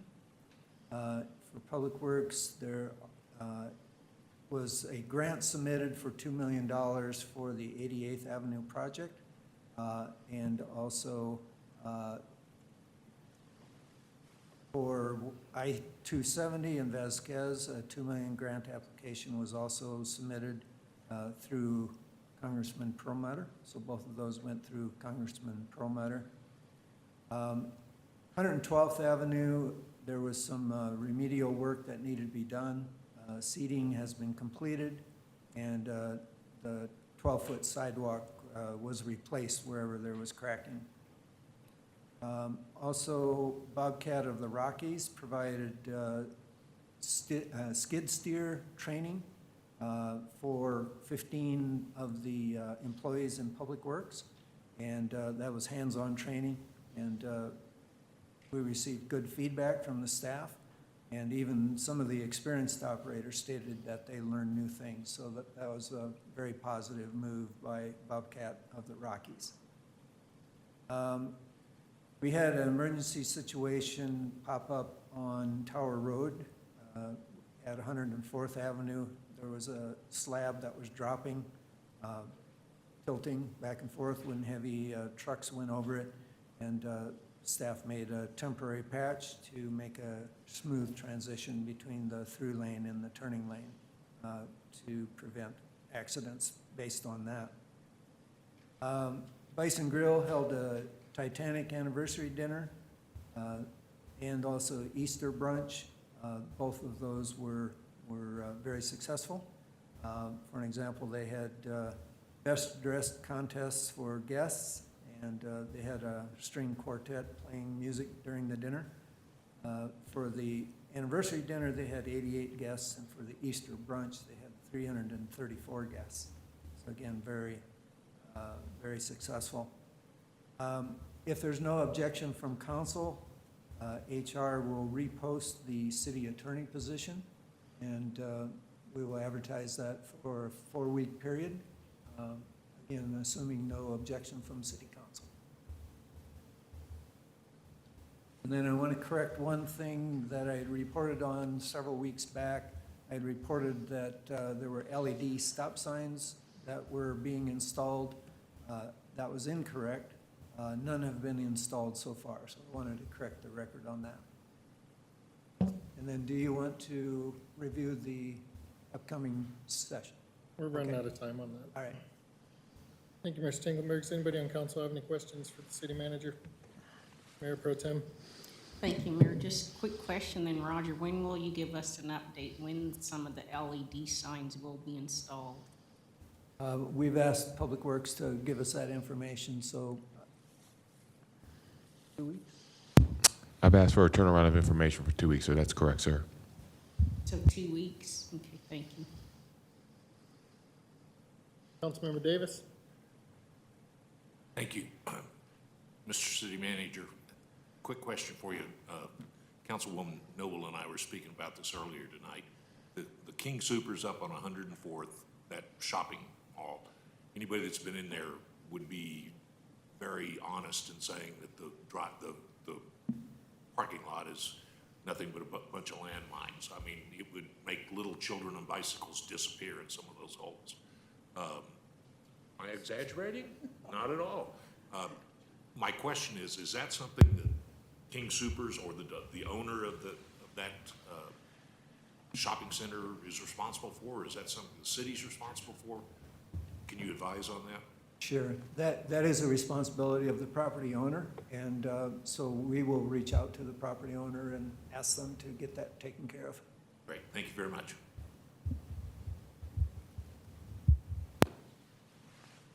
All right, thank you, Mr. Stingelberg. We'll move on to interim city attorney, Mr. Hayter. Just wanted to share some good news. Today, we received an opinion from the 10th Circuit Court of Appeals affirming dismissal of allegations against one of our officers, Officer Donald Cavano. It was litigation that was initiated after, in Walmart, after a particular plaintiff who had basically been going to different communities trying to goat officers into arresting him for shoplifting. And that's what happened in this case. And the district court had granted a motion for, I believe it was a motion to dismiss that was granted to the officer on qualified immunity grounds, and then that was upheld today by the 10th Circuit Court of Appeals. So that was a good result for the officer, and just wanted to share that news with you today. Other than that, I don't have anything to report at this time. Thanks, sir. Appreciate that. Does anybody on council have any questions for the city attorney? Seeing none, does anybody on council have a report they wish to make? Councilmember Noble. Thank you very much. I just want to remind everyone that there is a Commerce City Oakwood Homes Town Hall on Wednesday night for reunion. There's been a few glitches. Oakwood Homes advertised and required registration in order to attend and submit a question. You don't have to do either of those things. You don't have to register to attend, nor do you have to register in order to submit a question.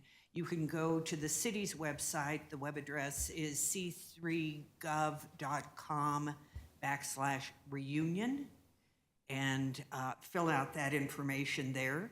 We're also in the Reunion Metro District in the midst of an election in the first district, and people can expect more bios because there's been a change of heart of the election officers for the Metro District. I did have a question for the city attorney. I'm sorry I didn't run this by you earlier today, so if you don't have an answer tonight, don't feel bad in the least. Do we have any role as sort of the service plan managers over elections in Metro districts? None that I'm aware of.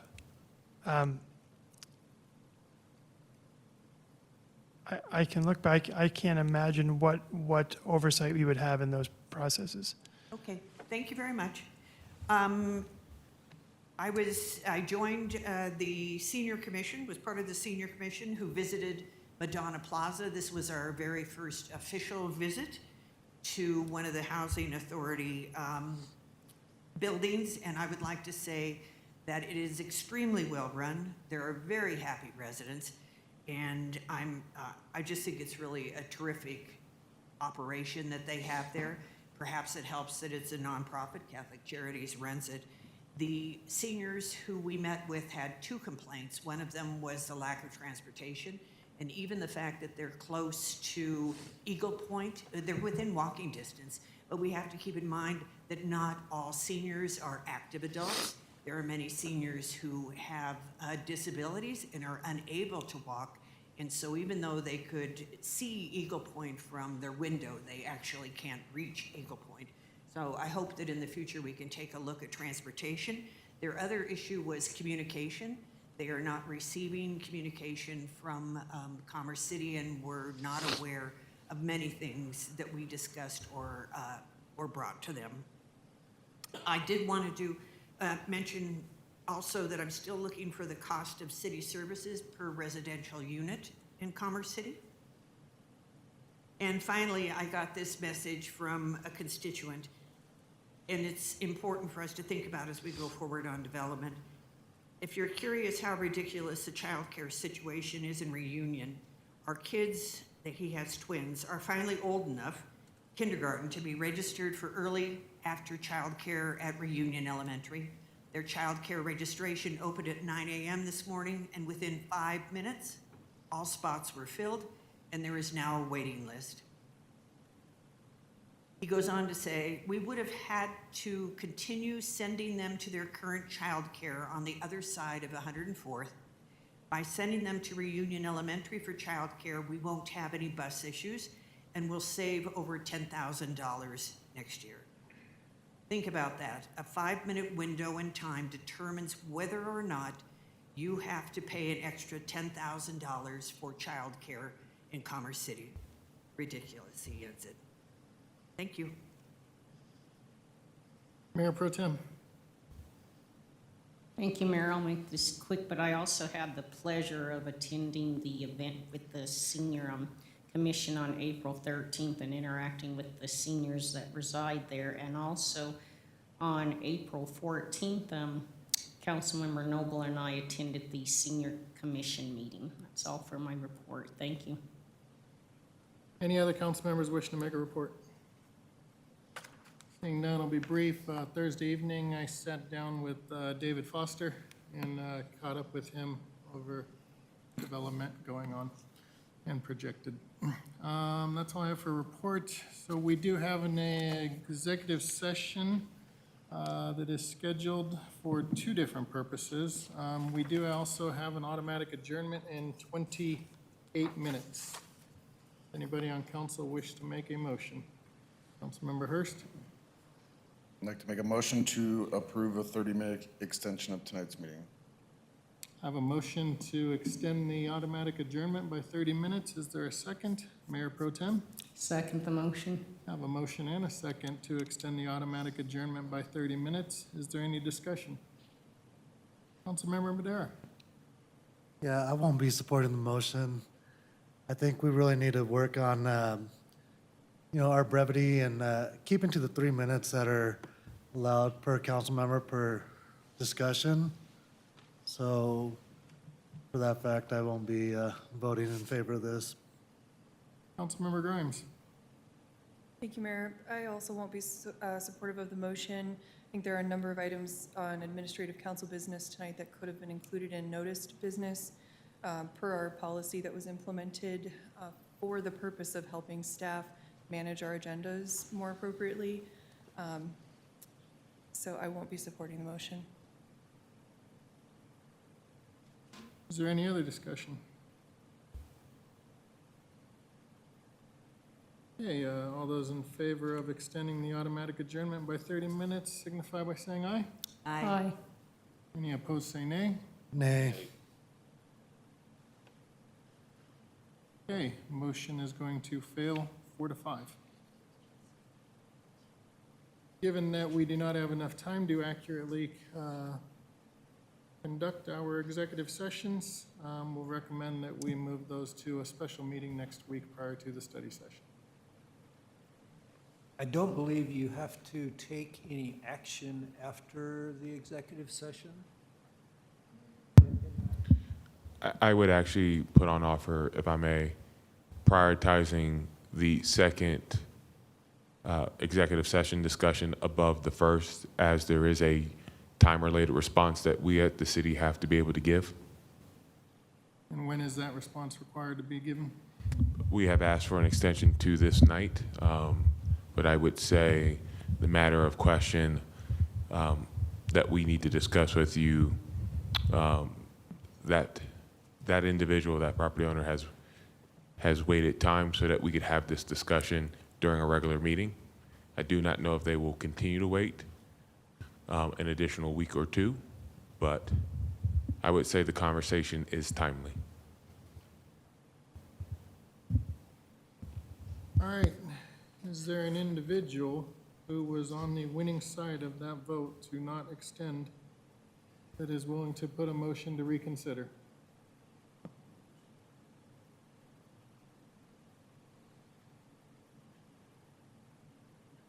Councilmember Ford? You know, I am very hesitant to reconsider, and the only reason is because we've had a lot of very late nights since I've got on this council. And I think we have to stick to the business to try to make sure that, you know, we're not here extending this constantly. So I understand my fellow colleagues on why they voted against it, but given the fact that we have a time frame to take care of an issue, I want to take care of that issue first, and I will reconsider for the 30 minutes, but we need to use it wisely, because I don't know if I can reconsider for a second 30. So you've made a motion to reconsider the vote on extending the automatic adjournment by 30 minutes? Yes, sir. I have a motion to reconsider. Is there a second? Mr. Hayter, does that second need to come from somebody on the winning side, or can it come from anybody? I believe it can come from anybody. Thank you. Councilmember Noble? I'll second. I have a motion and a second to reconsider the vote on the automatic adjournment. Is there any discussion? You know, I was the only one that voted against this ordinance that created an automatic adjournment, and it's become nothing but a hassle, especially on some of these evenings whenever we have a lot going on. And I said at the time, whenever I didn't support it, that I felt that with a little bit of discipline from all of us, we could probably avoid the need for this motion. And it seems like every night we continue to get into these philosophical debates that go on and on and on, and the need to play tit for tat and respond to every comment that disagrees with the comment that we're trying to make. And the reality of it is, late nights on this city council are a product of the people that are sitting on this dais. If you don't want late nights on the council, then you have to come up with a manner in which you can make your point using brevity, and doing so without the need to constantly rebut every single comment that you don't agree with, especially whenever it is not going to change the vote or change the opinion of anybody else making a vote. Motion and a second to reconsider. All those in favor signify by saying aye. Any opposed say nay. Motion carries 7-2. We also have to have a vote on automatic adjournment. Need to vote that again? That was just to reconsider. Now we can actually vote on it. Correct. Thank you. Looking for a motion and a second to extend the automatic adjournment by 30 minutes to take care of this executive session item that needs to be taken care of. Councilmember Hurst. So moved. Mayor Pro Tem. Second the motion. Have a motion and a second to extend the automatic adjournment for the period of 30 minutes so that we can enter into executive session to take care of the item that needs to be taken care of this evening. Is there any discussion? Seeing no request for discussion, we'll do a voice vote. All those in favor signify by saying aye. Any opposed, say nay. That's going to go 7-2. Now I'm looking for a motion and a second to enter into executive session pursuant to CRS 24-6, 40-402, parentheses 4, sub parentheses E, for the purpose of developing strategy for negotiations and instructing negotiations on the annexation of the property generally located at 104th Avenue and Brighton Road. I am not including the second executive session because we do not have time to do that.